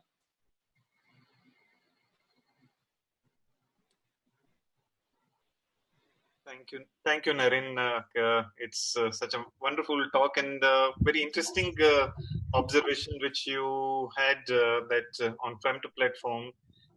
What company tells us about the arcuate incision, it's not just the arcuate incision, which is possibly not as predictable, but it's your non-penetrating main incision which you are able to modify at your will and getting good outcome. I think that's very interesting, and I never thought about such kind of thing. Also, the point of CTR implantation is quite interesting. I would like to take an opinion from Dr. Adrian here. Adrian?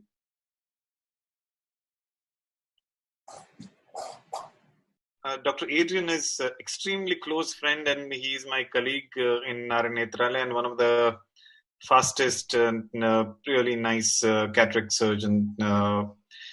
Adrian, are you there? Yeah, I can hear you. So the question is that how often do you see that the IOL rotation occurs in your cases where you have implanted, and do you prefer to use any particular devices, like how Dr. Naren said, that CTR device? Do you prefer to use it in any particular cases, such kind of thing? I don't use CTR at all. Okay. For various reasons. Number one. Number two, I do not clean the anterior capsule at all, or do not touch. Okay. Number three, I do implant my lenses under visco, but then I do ensure that I remove all the viscoelastic as thoroughly as possible. Okay. And number four, and not the least, when hydrating the wounds, I ensure that I don't overinflate the eye, because that would lead to a sudden shift in the rotation or in the axis of positioning the lens per se. Do you always put the lens at the same axis, or you? No, I keep it about 3 to 5 degrees short in the clockwise position of the actual this thing, because in my studies I've shown a 3 to almost 6% rotation over a period of about 2 or 3 months. So that's very interesting. Thanks, Adrian. One interesting part about CTR is there are quite a few companies internationally which package their Toric IOL with CTR ring. So there are many surgeons in the world, they do use CTR ring, especially in cases where you expect rotation, like especially high myopia, and such cases certainly can benefit. But as the speakers said, that there are different indications where we can possibly use this thing. Thank you, and I'll hand over Sharon for the. One of the main reasons why actually I've been using in all my toric patients is definitely, like other speakers said, that in high myopes you have a higher tendency of it. That is a clear indication. But otherwise, in regular other cases, there's always a 1% chance or a 2% chance of rotation in the initial early period. Now, because it's a very premium patient, the CTR doesn't cost too much. I would prefer that I make sure my results are 100%, that I don't need to rotate next time, because if at all it does rotate, a normal tendency of us to take it to the OT, place the CTR and place the IOL in the bag, the desired angle, and then go ahead. So instead of making the patient go through the hassle of two-step surgery, even if it is just 1% or 2%, I would prefer to do it at one shot. Certainly. Dr. Ravi Krishna, one question for you. One question that has come from the audience. What is the youngest age where you would put a toric IOL? Dr. Ravi Krishna is our senior cataract surgeon and wonderful surgeon who will take this question. As soon as the eyeball growth stops, so I think we can do like around 18, more than 18 years. It's a good age for the toric implantation, according to me. I have done till that age. Less than 18, I have not done till now. So it's better to wait till the eyeball to grow completely and take up these toric options, especially toric IOLs. Thank you very much, Ravi. And we move forward from here on the toric IOLs and lens base to the cornea part. And I would request Sharon to please introduce the next speaker. So our next speaker is a very, very innovative thinker, Dr. J.K. Reddy. Again, he is the director and head of the Cornea and Refractive Services of Shankara Eye Foundation from Coimbatore. We've seen his very, very innovative and new sort of procedures, thinking for even normal procedures. And he's going to show us how to manage irregular astigmatism following RK, which is definitely a very difficult case to handle.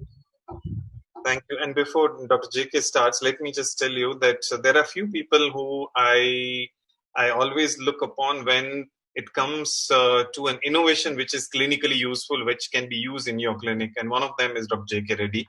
He can come out with amazing ideas and which are very relevant to your practice and which can be used even with the minimum of things around you. And if you go through his videos, he has so many of such kind of innovation which are really useful. Thank you, Dr. JK, for being here.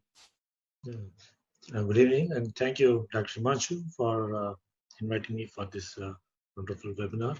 And my case is a 45 years of female patient and complaining of defective vision over a period of 15 years and progressive.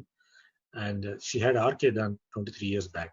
Actually, it's not very irregular, but as Himanshu said, go for this case. I'm going. This is the only case I have done this type. And her right eye vision is 624 and +3 and 1.5 cylinder. This is the refraction, not the keratometric values.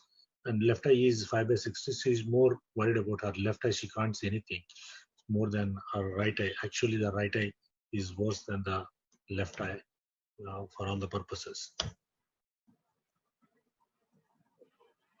And this is the topography. And if you look at the right eye is worse than the left eye. Left eye looks fairly good, though there is a lot of irregularity from periphery. But patient prefers the left eye because her uncorrected vision is worse in the left eye. So she requested for something to be done.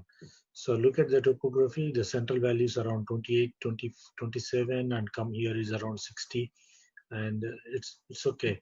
Then her refraction is okay. That's the main thing here. And she's correctable up to 612 with refraction, but without a phakic lens. But looking at the antechamber depth, it's only 2.36, so we deferred for phakic lens. Then went back, and there is some articles like passing suture for hyperopia following radial keratectomy. So what we did in this case, this is a few minute, 1 minute video. So under topical anesthesia, we took to the operating room. This is my own just a ring keratoscope attached to that. A 7 mm zone was marked for the passing suture, and we opened up all these incisions a little bit. I thought, why you open? A lot of people ask me. I thought that these incisions become more stronger once you open, they heal a little better. That's I thought, but it looks like my thought is wrong. It's not. They are not healing that as I expected. So this incision is a little bit, that area 7 mm may open. This is the 9O purulin, which is easily available in the market. So this needle, we straightened it so that it becomes, you can pass it comfortably instead of curved. Not fully straightened, half, somewhere around it becomes less than half circle. Then from incision to the one incision, we pass the suture along the 7 mm mark. So why we preferred topical anesthesia in this case is we thought this is a simple procedure. We don't need any other method of anesthesia because we are not doing anything retina or some other part. It is only just on the cornea. And we pause this. This is quite easy, quite at a depth. It takes a few minutes. And when the last part comes, we tied it and look at keratoscopic. And what we did here is after putting one throw, we send the patient here. I stopped actually after putting tightening it. I send the patient to the AR room without second knot. I send the patient to the next room, which is having auto-refractive keratometer, and asked my fellow. They took a reading. They said it's around +1. Then we tightened a little bit, and again we checked it until we come to a normal level. This is the end of surgery, and this is the post-operative. This is the post-operative appearance of the patient. And if you look here, still you can see the incision a little bit open. This is after a few days. And this is the pre-operative where there is a 29 diopters and 27 flat, very flat in center. This is the post-operatively 35 and 33 reading. And this is the AR readings. She was around 6 diopters, and this is 0.25 diopters with a little bit cylinder. And her vision improved unaided around 612, 6.9 from 5/60. And this is the differential topography maps. This is around 6 diopters increase in the central area, and it became a little bit more regular. But we had surprises. She developed mild uveitis, which I never expected. Opening a old incisions, why she developed uveitis? She developed mild uveitis on and off almost for 6 months. And uncorrected usual acuity. Initially, she was almost 6 parts, 6.9, very fast. She dropped to around 6.12 at the end of 1 year. With a little correction, she is improving. And there is a delay in the incisions also, healing. I can see with the fluorescent stain, the incisions are still open up to 9 months to 1 year. And maybe I might have added anti-glaucoma medication to keep the eye a little bit softer so that the incision might have closed well. This is the one I thought post-operative one. And these are the ones, my ideas. Any suggestions from the panelists or any? I'm going. Then I got a lot of time. I think I saved. Coming back, I have few thoughts about the previous talk, especially the Dr. Narayan's talk. The hemimeridians, they are very important. For example, this case, astigmatism toric. You look at this map, and it shows only 2.6 diopters, which is very easy to correct. But you look at the axis. This axis, the meridian, each meridian is different. This meridian is going somewhere. It's around 80 degrees, and the opposite side, it's going somewhere around. Going to that, this is 80, and this is somewhere around 30 degrees. So this is the things that we cannot correct with intraocular lenses. Intraocular lenses has only one meridian, whereas in most of the time, many times in elderly patients, the astigmatism is not one meridian. It is simplistically 4 meridians, maybe multiple meridians, but at least we have 4 meridians. I will show you a few more examples. If you cut off everything, which is important, the 4 millimeters in the 3 millimeters zone, you look at these meridians, it's much, much more clear. So where you will align your intraocular lens? That is the question. Which meridian you will align? Either you align to the 30 degrees or you align to the 80 degrees to correct it. This gives surprises. This won't give expected results in toric IOLs. And this is another case. You look at here is 1.5 diopters. It's quite correctable. But if you look at here, this is not a astigmatism per se. If you look at, it's more a coma. The area here is flat. This area is almost normal. And this is a small superior. And if you look at the axis, this is the funniest part I will show you. If you look at the axis from Pentacam, it shows 90 and 180. 90 degrees, and here look at 1 degree. That means it's 180 degree. There is no axis here in 180 degrees at all. So it averages. This axis here, it is 160, and this is, you look at is 10. The 160, 10, it averages and gives 180 degrees. When you put 180 degrees, you don't get the results. It's like if you are XL in the top and M in the bottom pants, and you get a suit L, it doesn't fit you. It doesn't fit either your top portion or your bottom portion. This is what happens in many of our cases in elderly patients.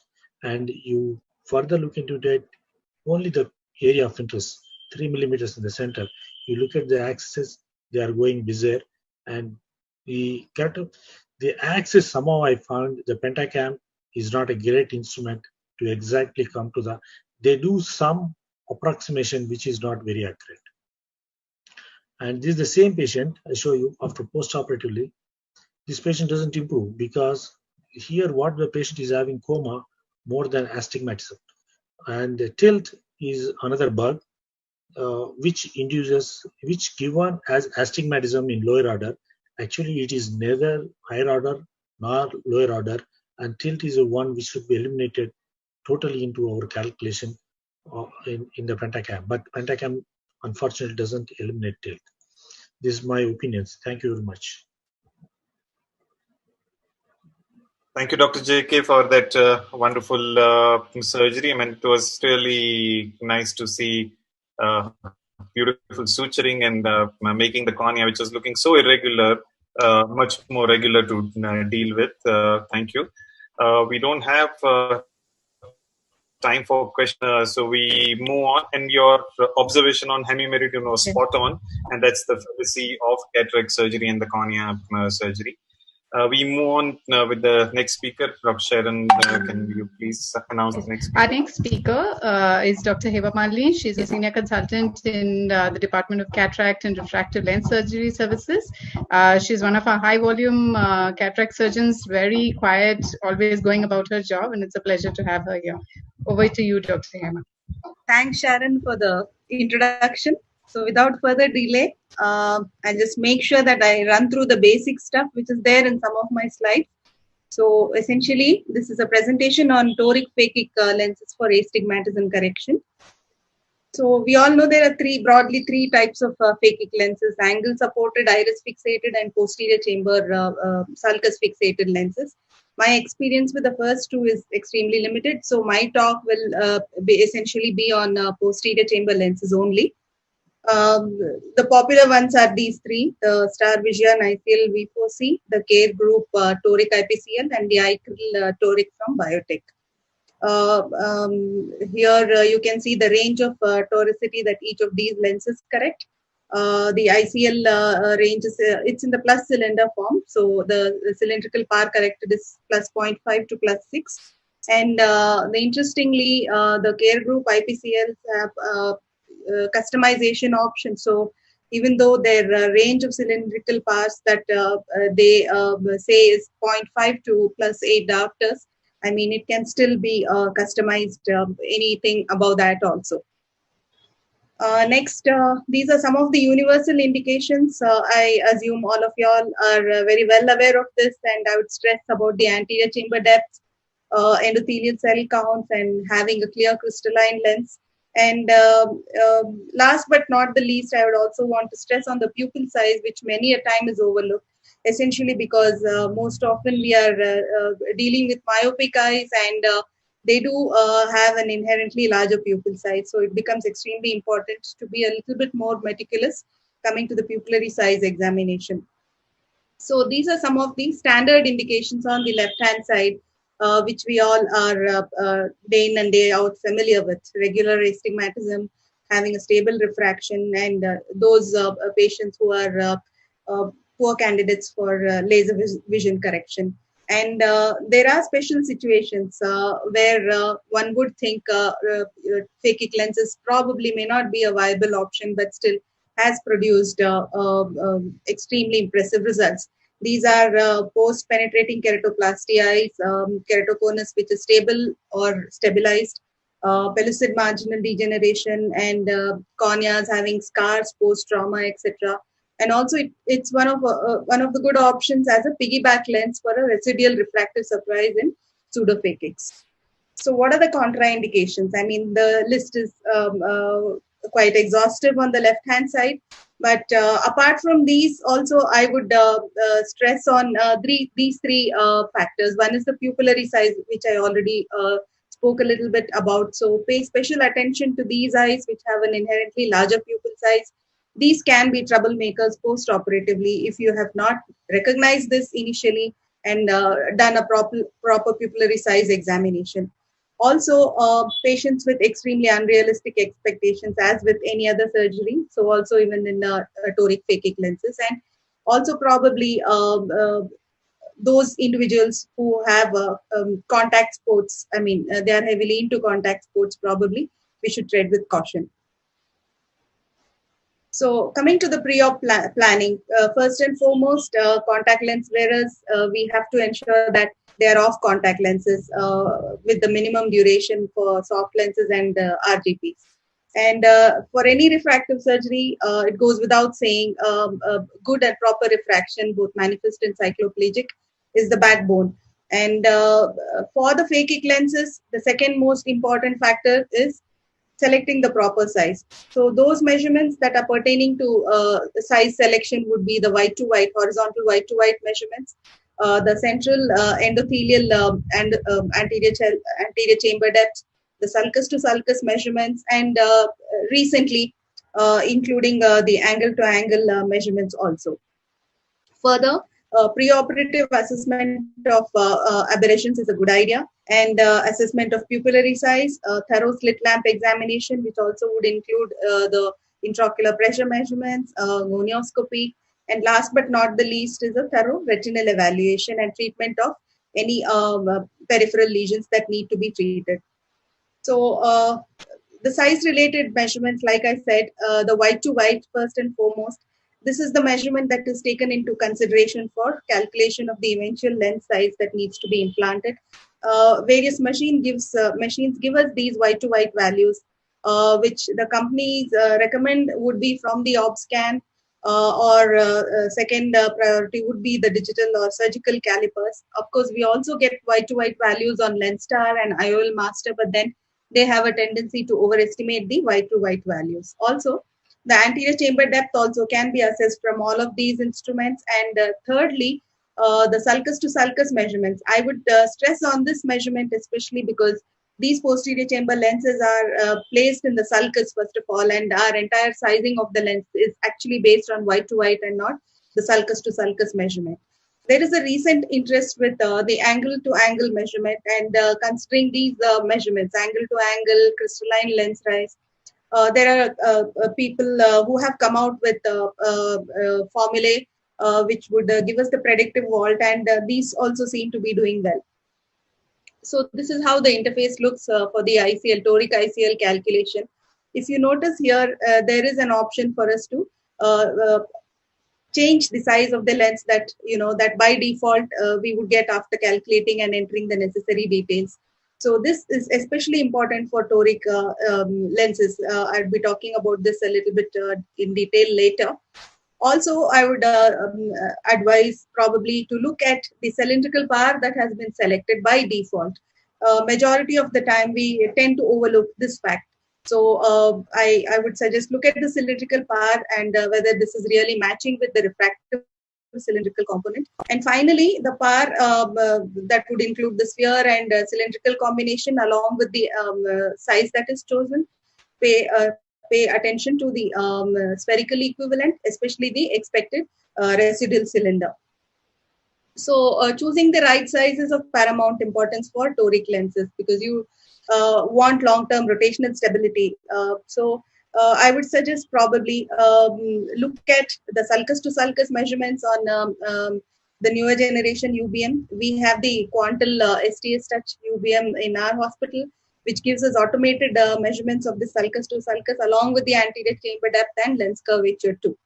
And also it has the predictive vault software. So what it essentially does is once we've done the online calculation and arrived at a particular size of the lens, we can enter the data and it gives us a simulation of the ICL in the sulcus and also the predicted vault, which would help us to decide whether we can go ahead with the particular chosen lens or whether we would actually need to oversize or undersize the lens. So if you do not really have access to sulcus, then what? So always in toric lenses, we have to bear in mind that lesser the vault, greater the chance of lens rotation. So whenever in a dilemma for toric phakic lenses, always go with a slightly higher size. So if you look at this highlighted area, for a wide range of white to white values, be it from 10.5 to 11, and for all ranges of anterior chamber depth, the size of the lens is the same. It is 12.1 only. So how are you convinced whether the vault is going to be adequate or whether it would ensure that the lens is stable post-operatively? So if it's a larger eye with a more than adequate anterior chamber depth, I would still suggest maybe go with the next size, which would be the 12.6 and not 12.1 in these kind of situations. And for the toric marking, this has been already covered broadly. There are two ways of marking, either the manual marking methods on the slit lamp or bubble marker, or image-guided sophisticated systems like the Callisto Eye. We also have mobile phone-based toric apps also. So two short videos, one for the preoperative marking, and the second one is the intra-op marking.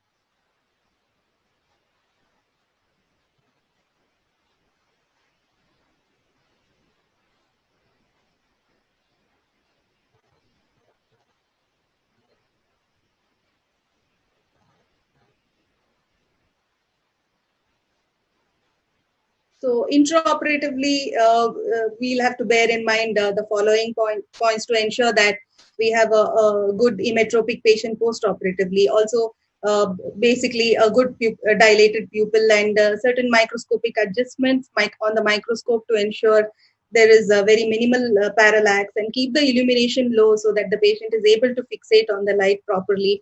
And always before you mark intraoperatively, confirm the marking from the implantation orientation diagram before proceeding. Also ensure that the reference marking is visible properly. And for the ICLs, it's extremely easy because these lenses are usually rotated along the horizontal axis with minimal rotation of, say, maximum of 22.5 degrees only, either clockwise or anti-clockwise. Also, pay attention to the wound construction, which would determine your post-operative refraction. And also, I would suggest look at these patients immediate post-operatively, say an hour or so after the surgery is done, so that you have an idea if the lens is in position along the required alignment. Post-operatively, the parameters that one needs to look at would be obviously the vision refraction, second is the lens position, and third is the quality of vision. So for the lens position, we would be doing a dilated slit lamp examination. And say if this examination is for a patient who is being seen in the first week post-operatively, you see that there's a gross rotation with loss of BCVA, then what to do? So then you look at the vault, check the vault either on the slit lamp or quantitatively on the ASOCT. And if the vault is adequate, then I think we should go ahead and reposition the lens. Secondly, if the vault is low and extremely low, and then there's no point postponing the lens exchange, go with one size higher and plan a lens exchange. And if it's a borderline high vault, then probably if it's a high vault, say more than 1000 microns, also then plan a lens exchange. If it's borderline, say between 800 to 1000 microns, plan for a reposition and observe carefully for the IOP, angle, and specular parameters. If it's more than 4 weeks post-op, then the following parameters have to be assessed. One is the refraction, second would be the ICL alignment, pentacam map to assess the astigmatism pattern, eye trace for confirming the astigmatism either at the corneal or versus the internal level. Late post-op issues like residual astigmatism, how do we handle it? First is, these are the points that you need to pay attention to, the lens rotation. Secondly, I think age is an important factor, the age at which you would do the ICL implantation for that particular patient. Also, the amount of astigmatism matters. And before anything, we'll have to ensure that there is stability of the residual astigmatic error. At least wait for 3 to 6 months before deciding on further course of management. And also, proper assessment and inferring the cause of error is important. So frequently we overlook incorrect pre-op marking or incorrect pre-op refraction, unanticipated surgically induced astigmatism, etc. So this is a small flow chart for the same residual astigmatism management. So assess the toric lens alignment. If there is a gross alignment of the lens, like I said before, reposition the lens. If it is well aligned, look for these following factors: the corneal topography changes, whether there's any unanticipated SIA or whether there were other overlooked errors at the preoperative level. And then wait for the refractive stability for at least 3 to 6 months before you plan the next line of management, which would be, my choice would be a surface ablation if all parameters are suitable. So let us look at, there are several special conditions where toric lenses work very well. I will just briefly cover on keratoconus. So in keratoconus, the advantage of thinking of a toric ICL for correction of emmetropia is that it's a corneal sparing procedure. So hence it avoids further jeopardy to the already weak cornea. But the biggest challenge here is stability of refraction.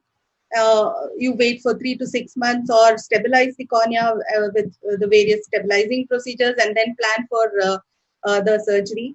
And I guess finally it's a reversible procedure and lens explantation is always an option. The prerequisites I already told you about, the stability of the keratoconus and in post collagen cross-linking cases, stable refraction. Make sure the central cornea is clear and keratometric value should be less than at least 52 diopters, and it's a center or centralized cone. So existing concerns for keratoconus patients would be emphasis on proper pre-op information to the patient and exhaustive counseling to the patient, and also explain clearly about the quality and quantity of improvement of vision in these patients. This is extremely important. And we will have to talk to the patient and let them know that the aim of the surgery is just for minimizing the astigmatism and not fully taking care of it. And glasses or contact lenses post-operatively may always be an option that the patient needs to be mentally prepared about. Also, a thorough evaluation for pre-existing higher order aberrations. So when not to do in case of keratoconus, obviously when there is extensive scarring involving the central cornea and in the centered cones. So what exactly happens? In the centered cone, these are the three interfaces, the cornea, the ICL, and the crystalline lens. And therefore, post-operatively, the chances of dysphotopsias, although it is inevitable, it's going to be present, it's going to be minimal. But if it's a decentered cone, additionally, the decentered cone acts as one more refractive zone, and there's high likelihood of the patient ending up with large HOAs, ghost images, glare, and halos.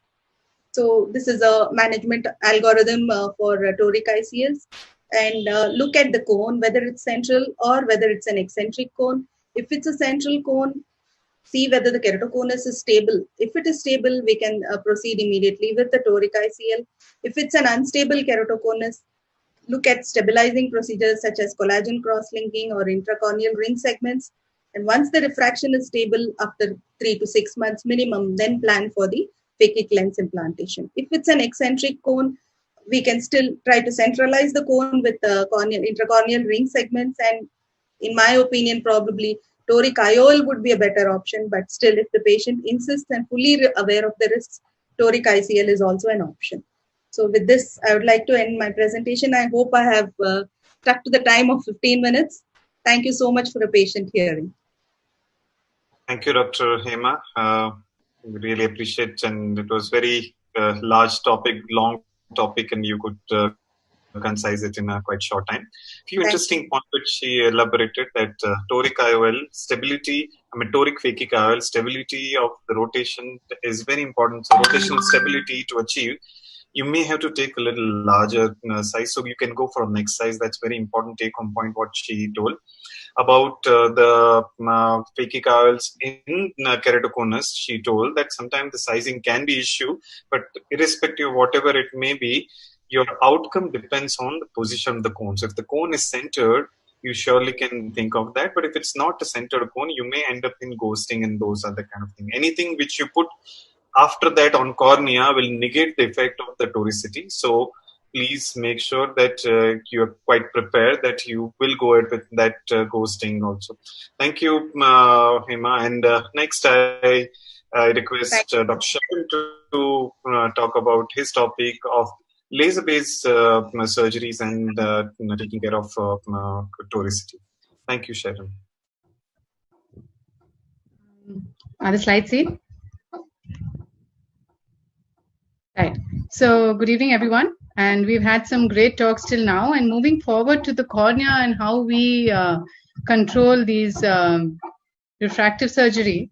Dr. Slides are not yet visible. So, anything? One second.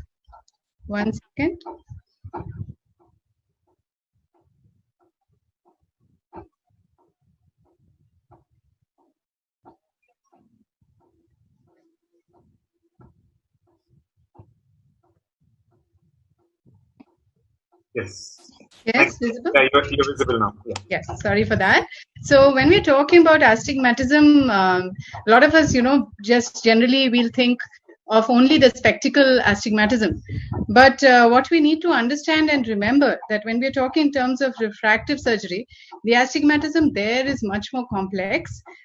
Because there are a lot of components to this astigmatism. So it's not only the cornea, it is the total eye, the lens, the other parts of the optical media. There are aberrations there which are very important when we're talking about the cylindrical part of the topography. And that leads to a lot of challenges when we are treating astigmatism. As you know, historically, we always, think that higher astigmatisms have a higher chance of having some residual refractive error. Even after we do LASIK, they can have a regression earlier. So those are fears that we always deal with when trying to treat a high astigmatism. And of course, once it becomes a more irregular astigmatism, that challenge becomes more and more difficult. So what are our options when we're trying to correct this? Of course, we have various laser platforms that are available to us, and on them there are various softwares, whether we use the Wavefront Optimize, the Contura, and there are various terms which come into it, like the TCAT, TPRK, TREC, and that sometimes is very confusing. So I'll just try to highlight what each of them mean and what we can use for each case to customize. So your machine, it doesn't matter, whatever you're comfortable with, and it has the software to treat and do a topo-guided treatment would be good. But what is very, very important to remember is the image acquisition for these corrections. So as was told by even Dr. J.K. Reddy and some other speakers, we have to look at the actual image, the placido image or the raw image that is there, and make sure that the image acquisition is very good and very important, and take repeated images so that we get accurate treatments. And another very important point to remember is that when we are looking at cylinders, okay, the problem arises is that sometimes we can have a difference between what the patient accepts and what is the cylinder on the topography. So that is another very important point to compare and look for, both in the magnitude of the cylinder and the axis. So over the last many years, we do have different protocols that have been described by a number of groups around the world, including some of the panelists here. And so there's the topo-guided neutralization technique, there's the custom ablation technique, there's the topo-guided modified refraction technique. And we'll just see how each of those do. So even our team published, and what was seen was that topography-guided ablation profiles, even though it was postulated that it would be even better than a normal wavefront optimized, it may not be the fact in all cases, and there are particular cases where it would be useful, but it definitely is as good as a wavefront optimized. Now, as I was saying, there were papers which said that it was superior to our regular LASIK, but it all depends on which case we are doing it on and how do we choose. So with all this confusing literature, we tried to figure out which are these cases which are doing well and which are not, and why this was so. So as I was saying, it's very important to look at the subjective cylinder, which is the patient's acceptance, and the measured cylinder, which is what we see on our topography, and seeing if that matches both in the magnitude and the axis. So if you can see this slide here, the first group has the subjective cylinder and measured cylinder matching. Okay, and that is probably the most ideal situation that we can have, and these patients do very well irrespective whether we do a wavefront optimized treatment or a Contura, which is a topo-guided custom ablation technique for these patients. They invariably do well. The problem arises when there is a mismatch between these two groups, so the acceptance and the topography. So trying to figure out what we do. So this is a kind of nomogram that we've developed, but it is it's similar to what has been published before. But basically, if you have the manifest cylinder, the patient acceptance, and we must do a cycloplegic refraction for these patients, and the topolizer or other topographic cylinder, if it's matching, then you can go ahead, and if they have higher order aberrations, then you can plan using the contoura. But if, and this is just an example by a case to show what we mean. So this is a patient who has a -2 cylinder, and even when we check on the topolizer, we see that the measured on the topolizer is similar to what was the patient's acceptance. So this patient is going to do quite well, and the outcomes are very predictive. But here lies the challenge for us when this does not match. And that brings so many different questions into our head. How much cylinder do we treat when it's not matching? Which cylinder to treat? Which axis to treat? And why is there a difference between the cylinders?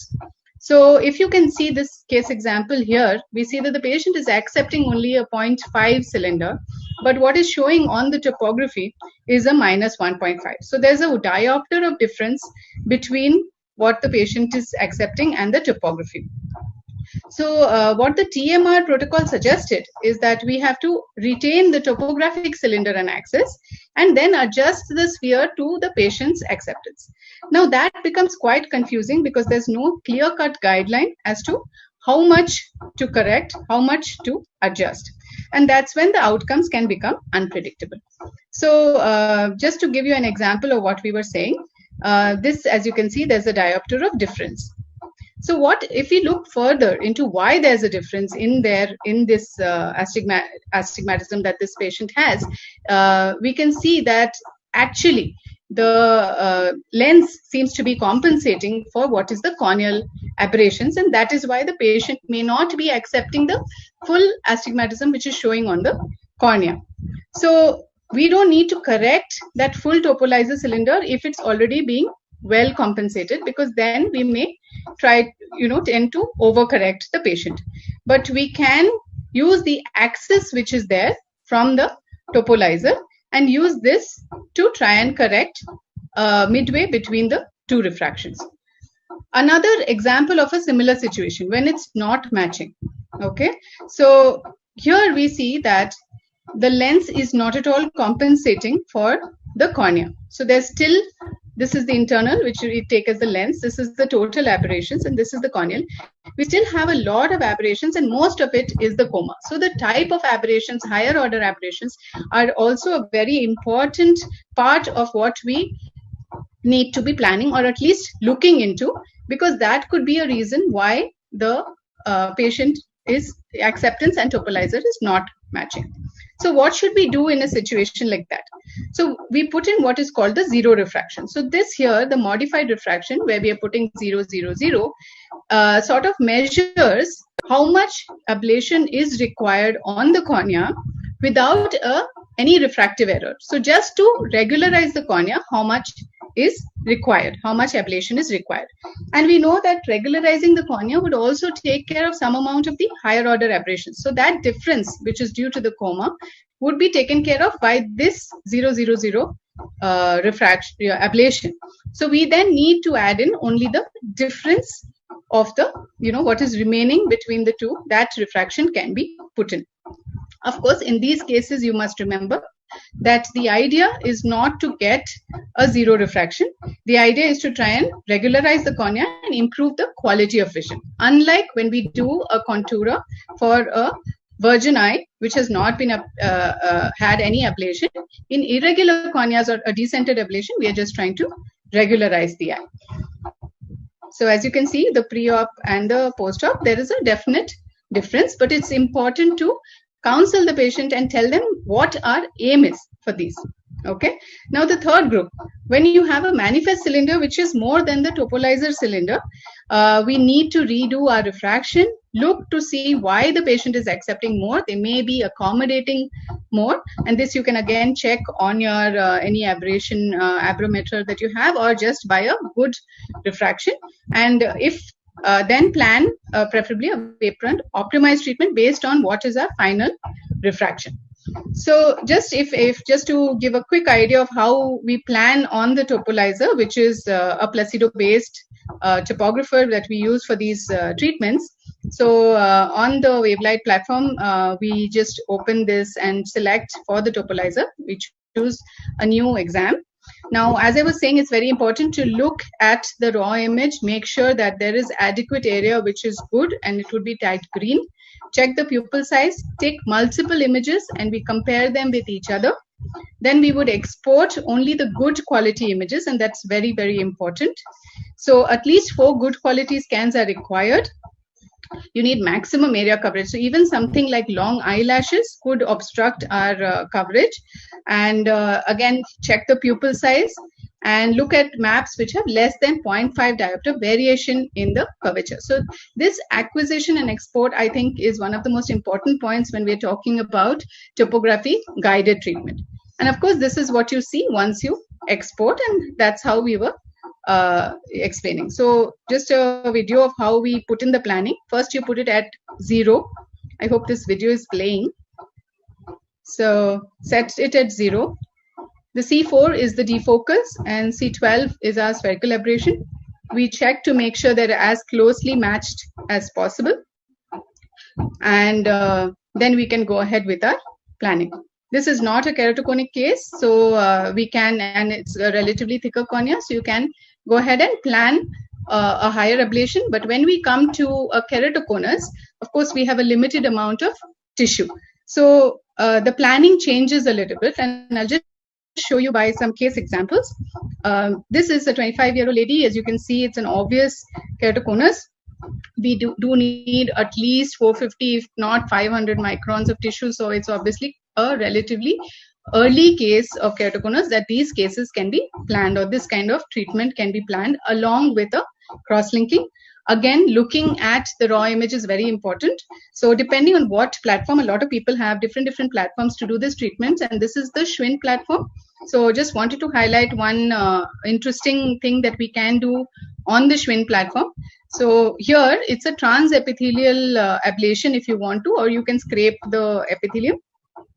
So this is what I was saying. So when we are talking about the various aberrations, we know that in a keratoconus eye, they're going to have a more irregular cornea, and because of that, the higher order aberrations are going to be higher. And that increases the amount of ablation that would be required to just regularize it. So we have an option of minimizing the depth. And once you minimize the depth, it reduces the number of aberrations it's trying to correct, and thereby also reduces the amount of ablation that is possible. So even though this says 45, please remember it is with epithelium. So that's hardly any ablation of which is required to regularize the cornea. And of course, then you can add on whatever your refractive error you would like to correct. Now, to correct the refractive error for keratoconus, again, there are various nomograms and papers which have been published. Depending on how large or how high the acceptance is, we correct about maximum of 40 microns in the center or in the area of the cone. So it's quite, hardly about 2 diopters of correction overall. If it's a low cylinder, you can keep the entire cylinder there and about half the sphere. But if it's a higher cylinder, then we would have to correct maybe 50% of it to get as adequate a treatment, but never overablate this cornea. But you can get quite good results, especially in decentered cases. You get a good regularization, and then post it, once you have a more regular surface, you can plan other refractive procedures like a toric ICL or to improve the vision if it's a very high myopic astigmatism. So with that, I'll come to the end of my talk. Thank you very much for your patient listening. Thank you, Sharon. That was quite lucid, and you actually explained that regular and irregular both type of cornea, how we can handle the astigmatism. Remember, the astigmatism cannot be totally corrected in irregular cornea. Our goal is to make it as regular as possible, and that's what Sharon was showing. So with this thing, we move ahead, and I invite my next speaker and extremely close friend of mine, Dr. Praveen Krishna, to give his talk about post-corneal transplant astigmatism. Praveen heads the Cornea Institute and LV Prasad Eye Institute in Hyderabad. Extremely knowledgeable person in the field and wonderful speaker. I mean, you need to listen to him once to believe that how lucidly he can actually explain the entire difficult topic, and extremely close friend of mine. Welcome, Praveen.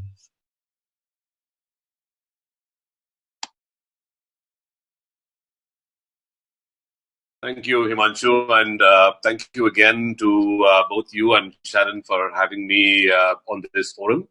Would like to also acknowledge the fact that Himanshu probably was one of my first friends in ophthalmology, and I think I did learn a lot from him when he was my senior and my mentor when I first joined LBP, and will always remain indebted to him. So thanks, Himanshu. Well, for my small talk today about astigmatism, I chose to speak about something that we really do not pay a lot of attention to frequently. And though this is an area of concern for a lot of us, especially those who take care of patients who've had corneal transplants, there are some things that are very evident, and these are the ones that we talk about from the point of view of correction. But there also are several factors that determine the astigmatism that occurs after transplants. So I'm going to speak mainly about what are the factors that determine astigmatism. I'm not going to be speaking about everything, but at least a few of the important ones. The roles that sutures play, the role of suture removal, and the role of a few procedures like relaxing incisions and compression sutures, and a little bit about PRK, post-keratoplasty, that will help to reduce irregular astigmatism. So I'll start with a case, and this is a patient who has macular dystrophy, seen several years ago, a very typical patient. But the reason why I'm trying to put this picture up here is to show you the post-op photograph of the same patient. Now, this is a patient after all sutures in the eye are out, and you see the cornea is really clear. But what is really nice to see is the fact that the vision with glasses is 20/20, which is not unusual with a transplant. But the refractive error is only about -0.75 and -0.75 cylinder. So typically, as corneal transplant surgeons, most of us are not used to seeing such exceptionally good results, and most of us don't get such exceptionally good results all the time. This is the topography of the patient, also showing a relatively smooth topography. So what are the reasons why we got such a good outcome? Well, there are several factors that can affect astigmatism in a patient like this. It would depend on several surgical factors, several patient-related factors, and a few post-op factors as well. So let's look at each of these a little more in detail. So again, a couple of cases. If you look at this patient who has had a keratoplasty, and this is 2 months out, and you looked at the graph, is pretty clear. Visual acuity, as you will see in the right eye, is plus 2.75, -3, and the vision is 20/25, which is exceptionally good for somebody 2 months out after surgery and with most sutures in the eye except for one. Now compare that with this patient who is also about 6 months post-op. The refraction in the eye is +6 and -1.5, and the vision is only 20/60. So obviously both grafts are clear. Both grafts have more sutures in, but there is a big difference in the refractive error as well as the vision in both the eyes. So what's the difference that you can see, which is very obvious between these two transplants? Well, one thing that should be obvious is if you look at the center of the pupil and the centration of the graft around the pupil, you will see that the picture on the left side actually has a graft that is centered much more on the pupil than you will see the graft on the right side. The second difference that you will also notice is if you look at the graft on the right side, a lot of the sutures that are present are coming close to the visual axis of the eye and are very close to the area of the pupil. In fact, the pupil appears a little distorted towards the right side of your screen, which tells you that there is a lot of irregular astigmatism there as well. The third difference that you will notice is in the length of the sutures. If you look at the length of the sutures on the left side graft versus the one on the right side graft, you'll see that the sutures are longer on the right side. And this also is the reason why these are coming closer to the visual axis, thus having an impact on astigmatism. So the three differences that you find here are: one is centration of the graft. Number two is the amount of sutures that are coming into the visual axis, and the length of the sutures or the distance of the sutures from where your center of the eye is. So how do you determine all of this? What is important during surgery, and especially if you look at this short video, is marking the cornea before you do your keratoplasty. And this is extremely important if you're doing keratoplasty in an indication which has a very good outcome, because you also, in addition to having a clear graft, want to have as good a visual outcome with as little refractive error as possible. So simple method that you can use calipers, you can use whatever to mark your the center of the cornea. This is a simple method that I use to mark the center of the cornea before trephination. Usually is not the center of the pupil, but is slightly off center, especially in cases of keratoconus. So what is important after you finish your trephination is to ensure that, as you see here, the trephination is concentric as much as possible, both to the pupil and to the limbus as well, so that your sutures are equidistant from the limbus and you do not increase the risk of rejection as well. So the second important thing that we spoke about was suturing, but we'll come back to that a little later. Now, the third thing that is important from the point of view of a transplant is the size of a graft. Typically, most people who read textbooks about transplantation are told that the smaller the transplant, the better is the survival of the graft because it's further from the limbus. Well, you couldn't be more wrong about that, because though your graft might not be very clear, you might not get very good vision if your graft is really small. So this is a topography of a patient who has keratoconus preoperatively, and this is his post-operative picture. So this is post-op 1 month, but what is interesting is after 1 week after his keratoplasty in 2017, the vision in his right eye was 20/40 unaided and 20/25 with a pinhole. This is 1 week after transplant, remember. So the reason why his vision is so good is because of the size of the graft. He had such a large cone with some peripheral thinning, and so that's the reason why we had to do such a large graft. And you'll see that the sutures are so far away from the visual axis that the amount of irregular astigmatism that is transmitted to that area is so little, and that's why his unaided vision is so good. So the lesson from this is that graft size plays a really important role, and if you have a larger size graft, you tend to have better vision quality in patients who especially have disorders where the survival of the graft is good. Same patient, 12 months post-op, almost all sutures in. The right eye is -2, 20/20 with no cylinder in the refractive power, which again goes to show you that the size of the graft is a major factor in determining the visual quality as well as the amount of astigmatism that somebody has in their eye. Now, I'm going to take a slight detour because one of the things that we also talk about after keratoplasty is removing sutures. So this is a patient who is several months after keratoplasty, and we're trying to adjust his sutures. And if you look at the visual acuity that is there on the right side, he was 20/250 unaided, and he has astigmatism about +10 diopters. So after we remove some sutures from the eye, this is after removing 4 sutures, vision improves to 20/50, axis changes, astigmatism is about -5. And then we go on to remove 2 more sutures, which is when we tend to get astigmatism that is compatible with wearing glasses, -2.5 is 20/25 parts. The pattern is not entirely astigmatism. He also has a pattern of a little bit of trefoil or coma here as well, which you can't correct with glasses. But the point here is the fact that once you remove sutures, you can adjust the astigmatism to the level that you can actually give patients glasses in the majority of keratoplasties. Now, the reason I'm showing you this is another patient. Now, this is another pre-op keratoconus patient topography that you're seeing, very large central cone. Now, after we did keratoplasty in this patient, you'll see that most sutures are out at about 8 months. But still, the vision of this patient did not improve beyond a certain amount. And if you go back in time and look at this topography of the patient, you'll see at 2 months post-op, astigmatism was almost 16 diopters. And at 3 months post-op, about 10 diopters. 5 months post-op, about the same when we started doing suture removal. And 7 months post-op, hardly any reduction in the amount of astigmatism. even after removing so many sutures, if your astigmatism is the same, this is when you need to suspect that there's something else going on. And sure enough, if you look at the picture of this patient and you look at the slit picture of the host bed, you'll see that there is some amount of thinning in the host bed. And this was a combined keratoconus along with PMCD, showing you that non-excision of the entire area of thinning will lead to significant residual astigmatism that you cannot manage by sutures alone.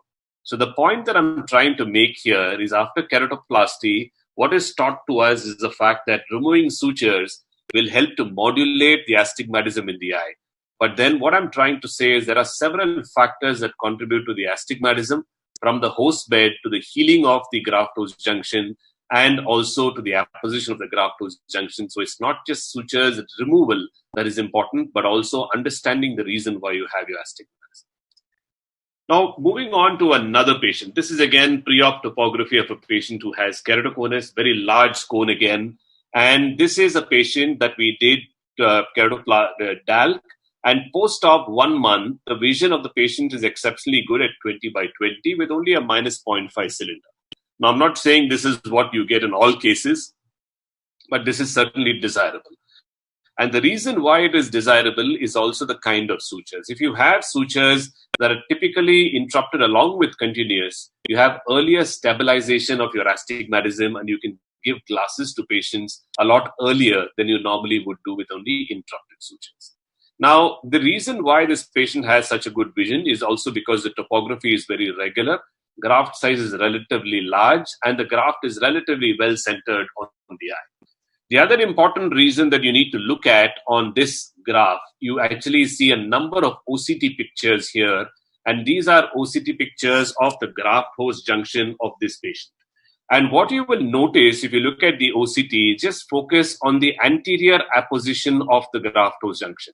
You'll see that the anterior apposition of the graft-host junction is really good in all the pictures, which is the reason why this patient's wound healing has been really good. And also because of this, the patient's astigmatism is really low as well. Now, contrast that with another patient who has only interrupted sutures. 3 months post-op, vision is 20/125 with a -8 cylinder. And if you look at the astigmatism, very high, especially in the horizontal meridian, flattening in the vertical meridian.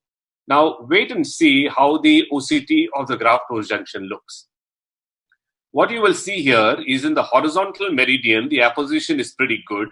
But in the vertical meridian, the OCT shows you that there is some amount of wound gape, especially in the middle of the graft-host junction, and the anterior apposition is not very good. And this is what also determines the amount of astigmatism that you get. And because of this, you have steepening in the horizontal meridian and flattening in the vertical meridian. So typically, when you have a graft-host junction, the top picture shows you what is desirable, very well apposed graft-host junction, and the anterior apposition is very good. The bottom picture shows you what is undesirable because the apposition of the graft and the host is not very good, and you also have a lot of apparent posterior wound gape in this picture. You also see examples of poor graft apposition when you have loose sutures, as you see in this case, where you have a loose suture and the graft appears to be elevated in this case. When you do a topography, you will find that there is flattening in that axis, and the elevation maps usually show an area of elevation in that axis as well. And if you look at the OCT, you also will see evidence of elevation of the graft over the host bed, which again leads to a lot of irregular astigmatism, which is the reason why one of the most important factors when you are putting sutures in keratoplasty is the depth of the sutures. We are all taught that grafts should look pretty, your sutures should be radial, they should be equidistant. But one of the most important factors in determining how much astigmatism you get is how well the anterior surface and the graft is apposed. And that is determined by how deep your sutures are on both sides. So this is an example of another patient where you see this patient has an astigmatism of plus 22 diopters. And you see the vision is extremely poor at only 20/320. And this means that it's not just sutures, but there is something else going on in the graft-host junction. And if you do an OCT, you will see that there is an inferior graft-host dehiscence where the posterior graft-host junction is opened up. And this is probably the reason why he has such high, unpredictable astigmatism. You get the same picture if you have inferior or graft-host junction ectasia like you see in this picture. And when you have this kind of picture, you also will see that there is some amount of localized steepening on the topography. And this OCT also shows you that there's very poor apposition of the graft-host junction. So what you need to do in these kind of cases is not removal of sutures in the opposite meridian, but like we did in this case, to go back and put sutures in the area where you have ectasia of your graft-host junction. So if you look at the picture of the OCT after we put sutures and compare the picture of the OCT that you see on the right side with the one that is there on the left side, you will see that the apposition is much better, topography is much better, the astigmatism is lower, and this is what results in a much more regular astigmatism and much better visual quality if you take care of the apposition of your graft-host junction. Now, a little earlier, we spoke about continuous sutures and the advantages of continuous sutures. So this is an example where continuous sutures are working really well, very well-centered graft, equally spaced on all sides, and also a graft that is quite well-centered on the limbus too. So a patient will have very good vision, as you can make out from the topography of this patient. But this doesn't happen in all cases. This also, what happens is sometimes you have loosening of the sutures and you'll tend to have a lot of residual astigmatism even after removal of sutures. So what you do in cases like this is you do relaxing incisions and compression sutures. So this is a patient after all sutures were removed.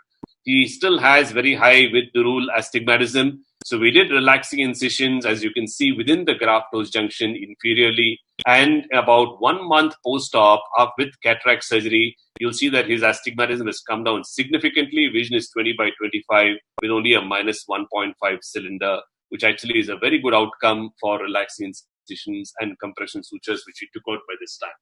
Himanshu is also going to talk to you a little more in detail about using toric lenses for very high astigmatism. But that is the other example of what you can do. An example here of somebody who had about 17 diopters of astigmatism with a toric lens. You see that the vision improves quite significantly to 20 by 30. The other method of also ensuring that you have lesser astigmatism after DALC or PK surgery is to do topo-guided PRK like Sharon spoke to you about in her previous talk. So post-DALC or post-PK after all sutures are out does result in quite high as well as irregular astigmatism. And this is probably one of the best case scenarios to do topo-guided PRK. This is a patient who had a +2 and a -5.5 with a best vision of only 20 by 25. What we did was to regularize his cornea to reduce his astigmatism to -2, -2.25 with a visual acuity of 20 by 25.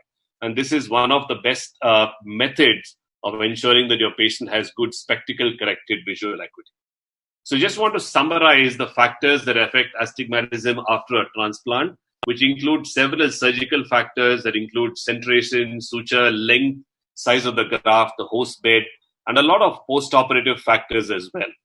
But three things that I think that if you would like to remember from this talk and take home are the fact that most of the astigmatism that you have post-transplantation is determined by the 1.5 hour that you spend during surgery. So that is what is going to determine the fate of your patient's vision. So you need to be really careful from a number of angles at that point of time: trephination, suturing, graft-host junction apposition, a lot of things there.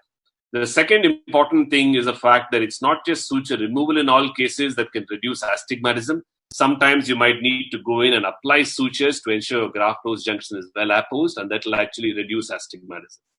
If all your sutures are out, there's several methods like relaxing incisions, PRK, as well as toric lenses to correct the astigmatism that is residual. And most of your patients after keratoplasty can have exceptionally good visual acuity even without glasses after they've had surgery. Thank you very much.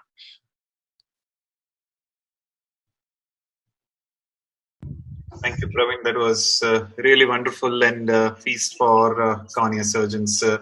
I wish that we all can get those 0.5 cylindrical power on 1 week. That's really nice. Apart from this thing, one thing which comes to my mind is that when you look at the graft-host junction, what I would look at is between two sutures, you look at the hump on the cornea.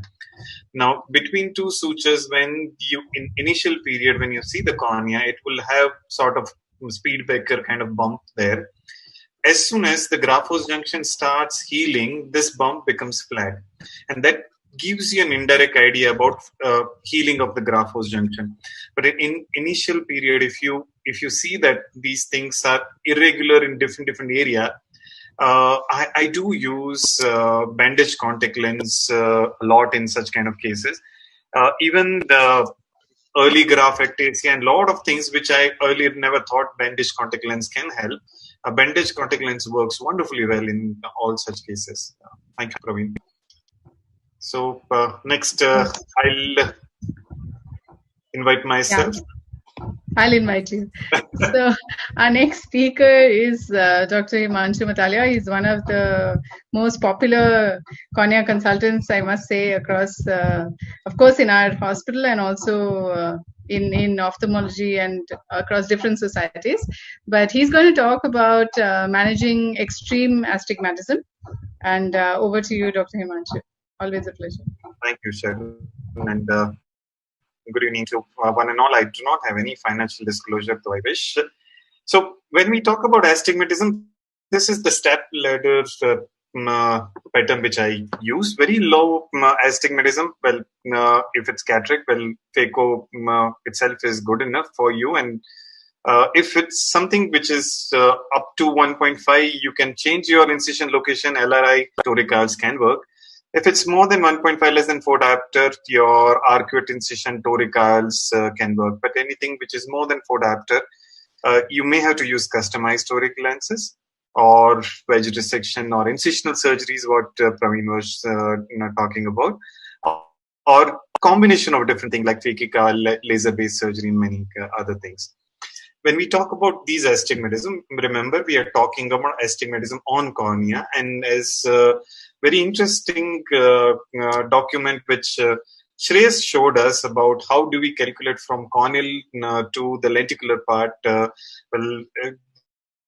rough calculation can be you can multiply it by 1.41, and that gives you a regular eye your lenticular astigmatism. So I'm going to take you through my personal journey, how I learned in these high lenses. I do mark my horizontal 0 to 180 degree axis on slit lamp in undilated condition, with my slit being in horizontal position, and I scratch the epithelium. Remember, just epithelium, not stroma, otherwise you may end up in some other complication. I scratch my epithelium with the 10 to 26 gauge needle, which I can identify in my OR. The way to identify an OR is to pass a soft Vexel sponge, which is a dry sponge which you make it wet, make it soft, squeeze it out, and then move it on the cornea, because a hard sponge can itself lead to a scratch. So a soft sponge, or before doing anything, you just put a drop of trypan blue and that helps. But more important thing than this thing is one important concept of swinging of your slit lamp, which is very, very important here, which removes your head rotation possibility here. So look at this animation, right eye, horizontal slit, go to the left eye, and if the slit passes through the pupil, well, you're fine. But look at this thing. If you pass the slit and swing it to the left side, if it doesn't pass through that, well, in this case, looks like you have a head tilt over towards the right side. So hence, you had to tilt the patient's head towards the left here. And similarly, in this case, when you move toward the left side, if the pupil is below, that means the patient's head needs to be tilted on the right side. So it's a simple thing. You can use your slit lamp while doing your marking, but make sure the head tilt is also taken care of. Right? So I'll start with my first case where my journey of these high toric started. Their keratoconus case, and had a long journey, as Praveen was showing, suture out, astigmatism, and now the astigmatism was 14 diopter. At that point of time, I didn't have an exposure to what to do with this thing, and I thought of incisional surgeries and something. And then one of the companies in India, IOCare, they said that they could make a toric lens for me. In fact, there were no toric lenses available at that point of time. This was their first also. So they tried a lot and they made a lens. And interestingly, they made a custom toric lens where my rotation was not required, and all I had to do was put the lens horizontally. So all my marking, intra-op marking and everything just went for a toss. I just had to do 0-180 degree marking and I could put the lens inside. When I got the lens was 13 diopter cylindrical power. Again, they could not make the lens for the complete cylinder power what I had on the eye, but this was maximum they could make that time. Post-operatively, I was worried because we were taught that 1 degree rotation, you lose 3%, and more than 30 degree, you're totally lost, and more than 10 degree is not desirable also. So post-operatively, best corrected vision of this person happened to be 20/30 with the residual astigmatism on 1.25. So I understood that it works. Also, with a good surgery, remember these cases may have low endothelial count and they still do well, provided you are careful with the surgery. Then came the next patient. Now, this person had undergone corneal transplant earlier in one eye with cataract surgery also, but since almost since 1996 in the left eye, he never had good vision and very poor vision because he had a cylindrical power of 16.6 diopter on cornea. And now I had used previously high cylinder lens, so I was more motivated that yes, I can do something for this guy. And this time when I ordered the lens, my cylindrical power was 20 diopter, whereas spherical power was 18 diopter. Post-operatively, I was again worried that will it work, because now it is 20 diopter. And before I checked the vision, my patient started checking it for him, what I call subjective quality of vision assessment by patient. Well, just a scientific jargon I'm throwing, but what I'm talking about is that patient was happy, patient was comfortable, and patient said, well, you know what, I'm able to see everything nicely. Post-operatively, when I saw the graph was clear and uncorrected vision was 20/40, and which is something which I never expected this person would get. And best corrected vision was actually 20/20. So cylindrical power of almost 17 diopter could still be treated nicely without affecting the endothelium, and I was fine. Now the third case was pellucid margin degeneration. Now these cases are in double figure cylindrical power, and as you can see here, corneal astigmatism pretty high. And this time I was ready. I said, fine, let's go ahead. And this time I broke my own record, and now I had cylindrical power of 22.5 diopter. And again, I was concerned about what patient would see. I mean, mind you, these patients have been like this thing for very, very long time. And because it's not a corneal transplant patient, they have been seeing less since pretty long time. And before I checked the vision, the patient was actually comfortable, and I was like, okay. And patient did not complain of double vision. When I checked the vision, patient had vision of almost 20/30, and the patient was so emotional that patient almost was in tears, that I could never imagine that I would be able to see such clear in my life. And so was the doctor, because doctor never thought that he could put such a high cylindrical power lens in somebody's eye. So that gave me a lot of confidence that, well, you know what, I mean, you surely can do many things. Post-operatively, the lens was in place, and I was thrilled. The quality of vision certainly improved. Now, the fourth case came here. Now, this person was a farmer and had a corneal transplant done. One-eyed patient. Other eye did not have any vision at all. And patient used to come with his son. Now, the problem was that one-eyed patient, and I had a cylindrical power which was high. As you can see, the steep axis is vertical, almost 111 degree. But the horizontal axis was asymmetric. So it's an asymmetric astigmatism, and we have been taught that never do toric IOL for such kind of thing. Now, here you have a condition where I have astigmatism. I have one-eyed patient who is farmer, who doesn't have resources to wear contact lenses or something. If I don't give him anything, he's certainly not going to have a great vision post-operatively. So I thought, if at all I do a toric IOL again, please let me clarify that by no means I recommend that asymmetric astigmatism should be treated with Toric IOL, but decided to go ahead with Toric IOL. And I thought that patient might have ghosting of image, but at least can have some decent amount of vision. This was the astigmatism which I was dealing with here, and which was 9.5 diopter cylindrical power.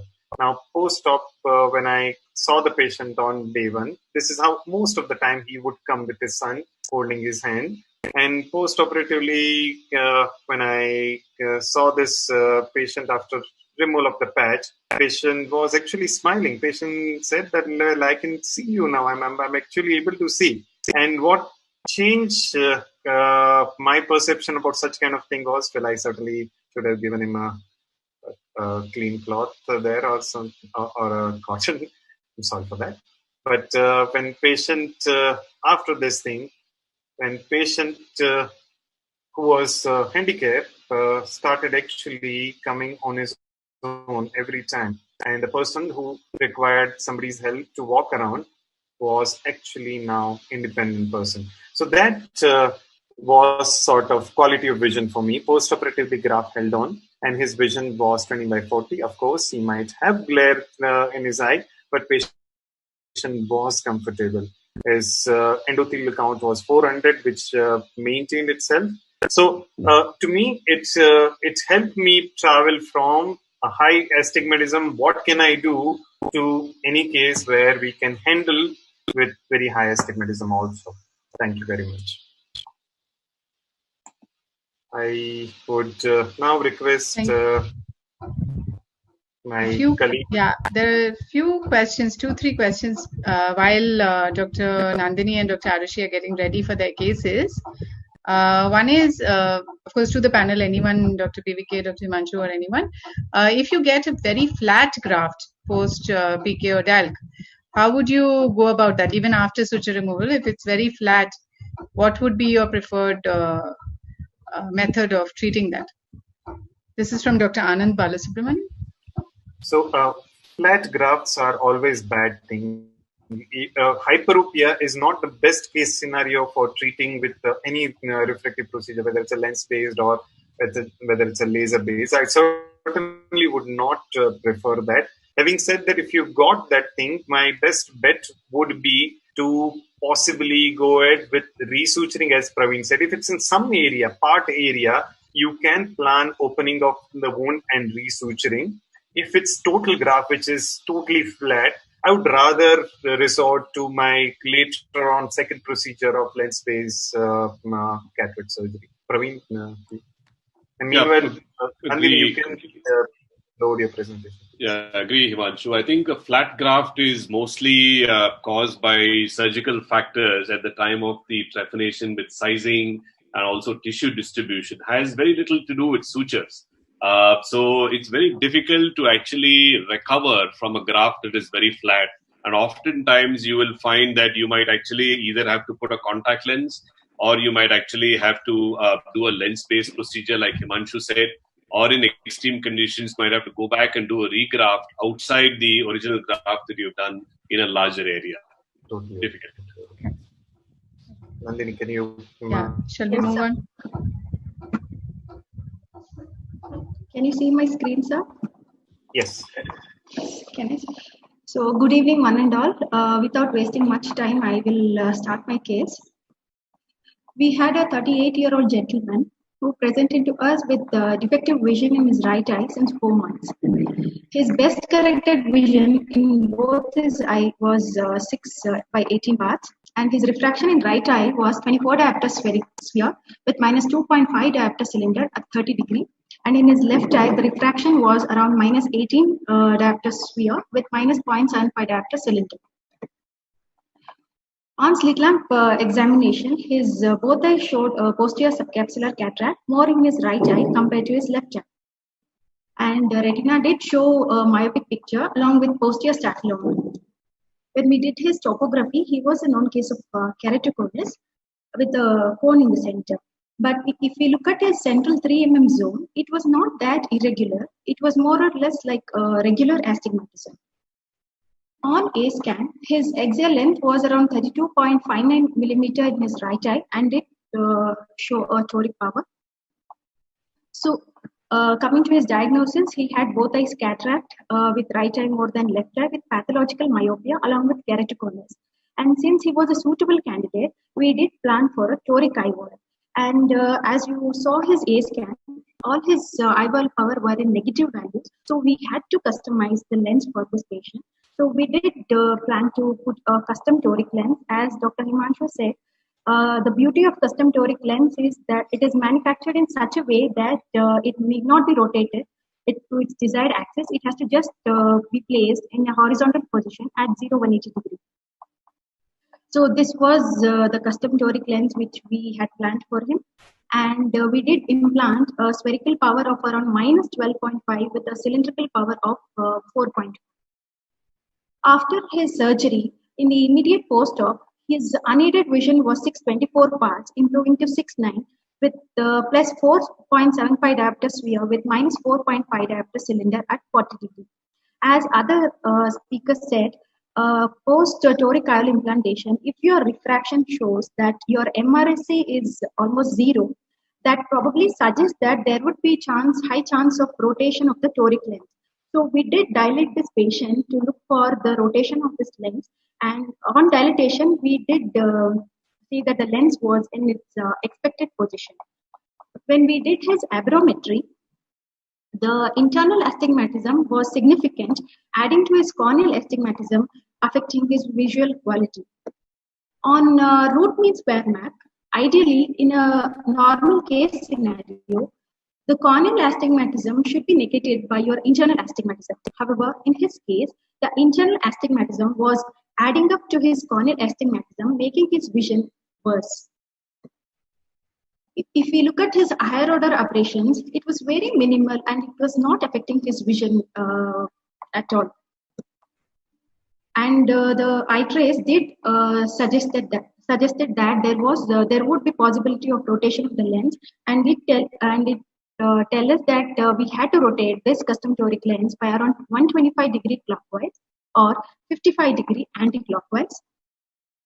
And after rotation, it also showed that there was a significant reduction in his cylindrical power. So keeping all this in mind, we thought of rotating his custom toric lens and based on eye trace. So we did rotated his lens to around 55 degree anti-clockwise. So post-operatively, we had a decent outcome. You can see that his cylindrical power was significantly reduced in his subjective acceptance, and his vision was improving to 6.9, and he did accept around plus 3 diopter spherical power. As we all know that the reliability of estimation of high spherical power in cases of high myopia or in keratoconus is not very accurate. So we did give this correction. And on aberrometry, if you look at the cylindrical outcome, that also showed he had a decent vision outcome. So this is what we had planned, and this is what we were seeing. So now I request the panel to open for discussion, and respective speakers and panelists can pitch in and give your valuable opinion in this case. I think we will not have time for that. Can you go ahead and just... okay, sir. Okay, sir. Yeah. Just a second, sir. Yeah.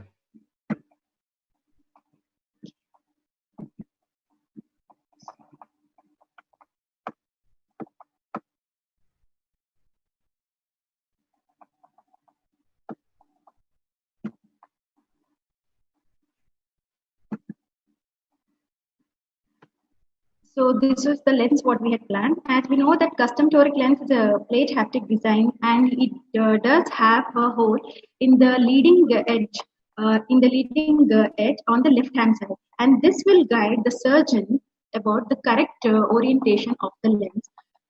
And when after implantation, we won't be able to see these holes as it is inside the capsular bag, and it would be covered by your peripheral iris. So like in this case, a component of a human error, which would have may occasionally affect our surgical outcome. Like our assistant had loaded the lens upside down manner, and it resulted in the flipped implantation of the lens. So this haptic design was, we were able to easily rotate inside the capsular bag so that we can put this bag into its desired position. So I learned from this case that we should never allow our assistant to load any premium IOL as well as the custom toric lens. And not every time we can blame the company for its manufacturing defect. And eye trace can be an excellent tool to decide the optimum positioning of a toric IOL.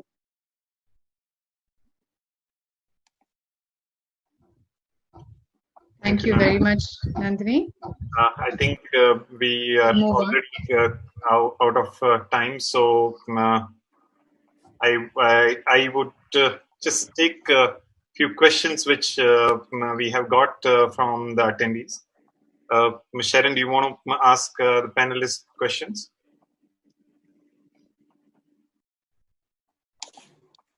Dr. Himanshu? Yeah.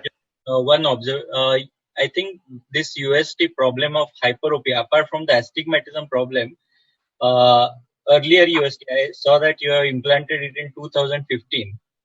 And at that time, these torics were made too large. Like the length of the toric was 12.25.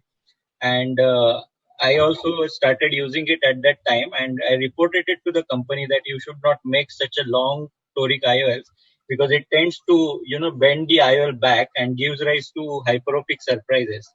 So nowadays, I don't allow them to make more than 11.5 millimeter. I generally try to use just 11.25. That's a very interesting point, and it also brings about point of the size of the lens.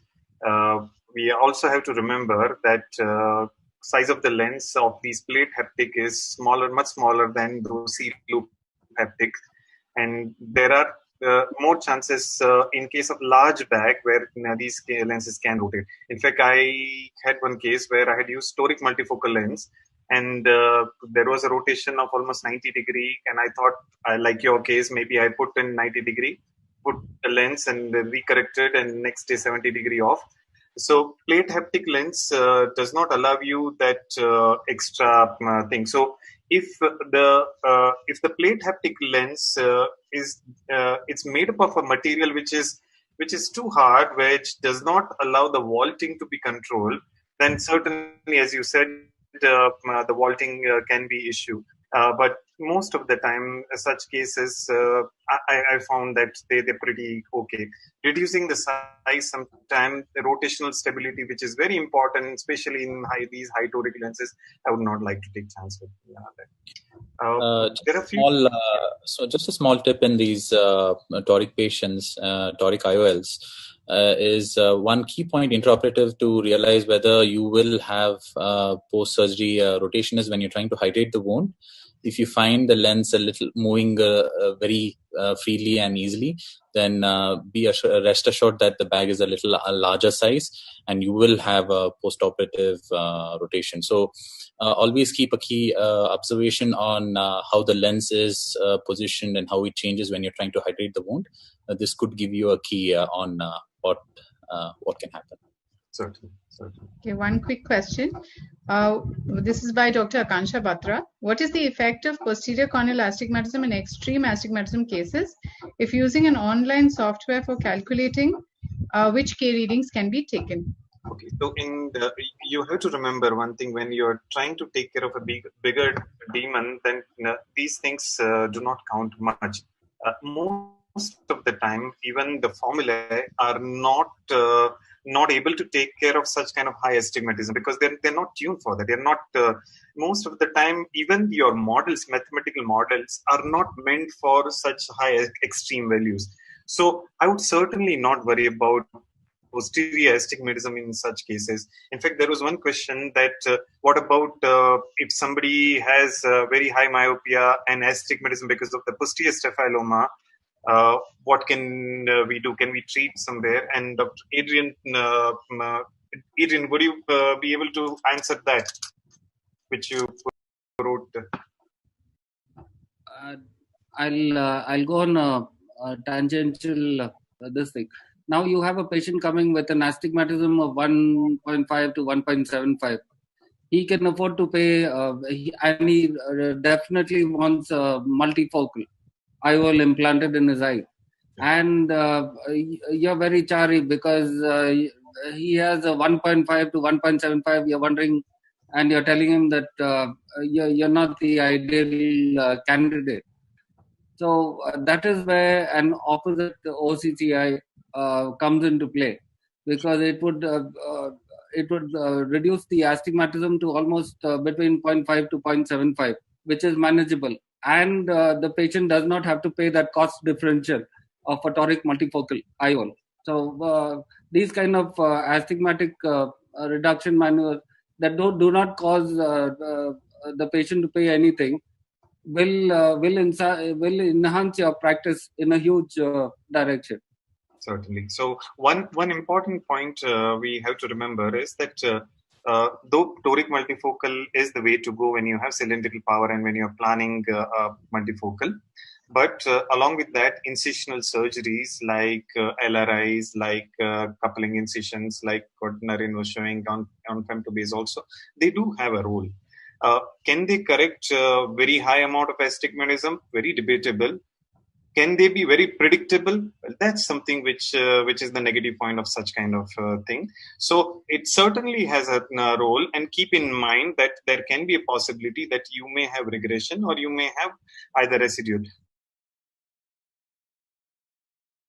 Not the patient who complains in these things. It's the surgeon who feels uncomfortable that what if I residual astigmatism, patient would be unhappy, but most of them, they do well. Coming back to the question which I had thrown to Adrian was that the high myopia with posterior staphyloma, and if there is astigmatism, how do we treat? And he had rightly said earlier in the chat here that that's the last thing you're worried about in such cases, right? Adrian? Yeah. So forget about these. We're talking about you're fighting on many fronts, and the least of which would be amblyopia. And the patients would have gone through laser, retinal, cryo, God knows what else. So this would be the last on his agenda to tackle. Absolutely. One question for Dr. JK was that if Pentachem does not eliminate the tilt, which is the instrument which we should buy or which we should use? Right now, nobody is making any right now, but that's recently found out the problem with the topographers. They compound the tilt when it comes to the wavefront aberrometers as astigmatism, and the coma is part of it, it divides. So they cannot separate lower order and higher order. That's becoming a big problem. Even tilt comes even before lower order. So that's a big challenge. That's why we sometimes get a astigmatism surprises. As tilt is converted into astigmatism, actually it's not astigmatism.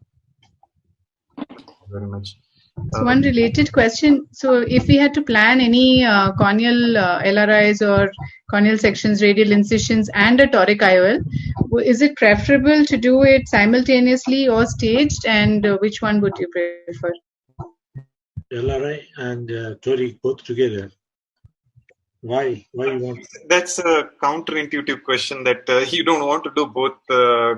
If your LRI is working, then you certainly are not interested in your toric lens. So I'm sure the question must have been something different. That can we still use a toric lens if there is a residual astigmatism?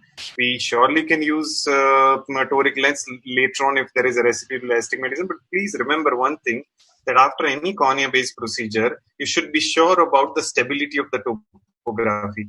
You must have two stable topography. Dr. Arushi had a wonderful case about topography and astigmatism, but unfortunately, because of lack of time, we're not able to take that. But you must have two stable topography. Arushi, you want to take that question, that how early you can take up when you have done a cornea surgery? Sure, sir. So, like, for example, if say we've done a pterygium which has left behind a huge corneal astigmatism, we would want to see we would want to follow up the patient every 6 weekly to see we get at least 2 consecutive scans as stable. Once we get 2 consecutive scans at least 6 weeks apart stable, that is the time when you can go ahead and plan your toric IOL on that. So basically, whether it's a topography or let's say subjective acceptance, you need to have stability which is done between two scans, and both of them are now identical and which are done at least 6 weeks apart. So first scan, when you take as a baseline, which may be after a couple of months or 2 to 3 months or even sometimes 6 months, after that, you take one more scan which is done 6 weeks after that. And if they both are same, well, then you can go ahead. So somebody has done LRI, and if you want to do a toric, if it's a regular astigmatism and if it's a stable, yes, you can do toric after that also. Just to answer the previous question, is if you do have an option for all like LRIs and AKs and the toric, if the patient's affordable, I would really prefer to do the toric first. 100%. I feel the toric should be the first option, and that is if the patient's suitable, and then the rest of it, because in terms of accuracy, toric has always been really superior to the other procedures. Absolutely. So you rightly nailed the topic that if we are talking about reliability or predictability, the Toric IOL has very high predictability. Another very high predictable procedure is laser-based procedure, what Sharon was showing. So if you are concerned about the predictability, well, these two procedures can be combined together. So if you have a residual astigmatism after a Toric IOL, well, the laser-based procedure would be my choice, because that time I'm looking at the predictability and I'm not looking at something which can give me a fluctuating vision. Thank you. I think it was wonderful to have you all here, and we have foreshot, and I think we'll have to conclude it here.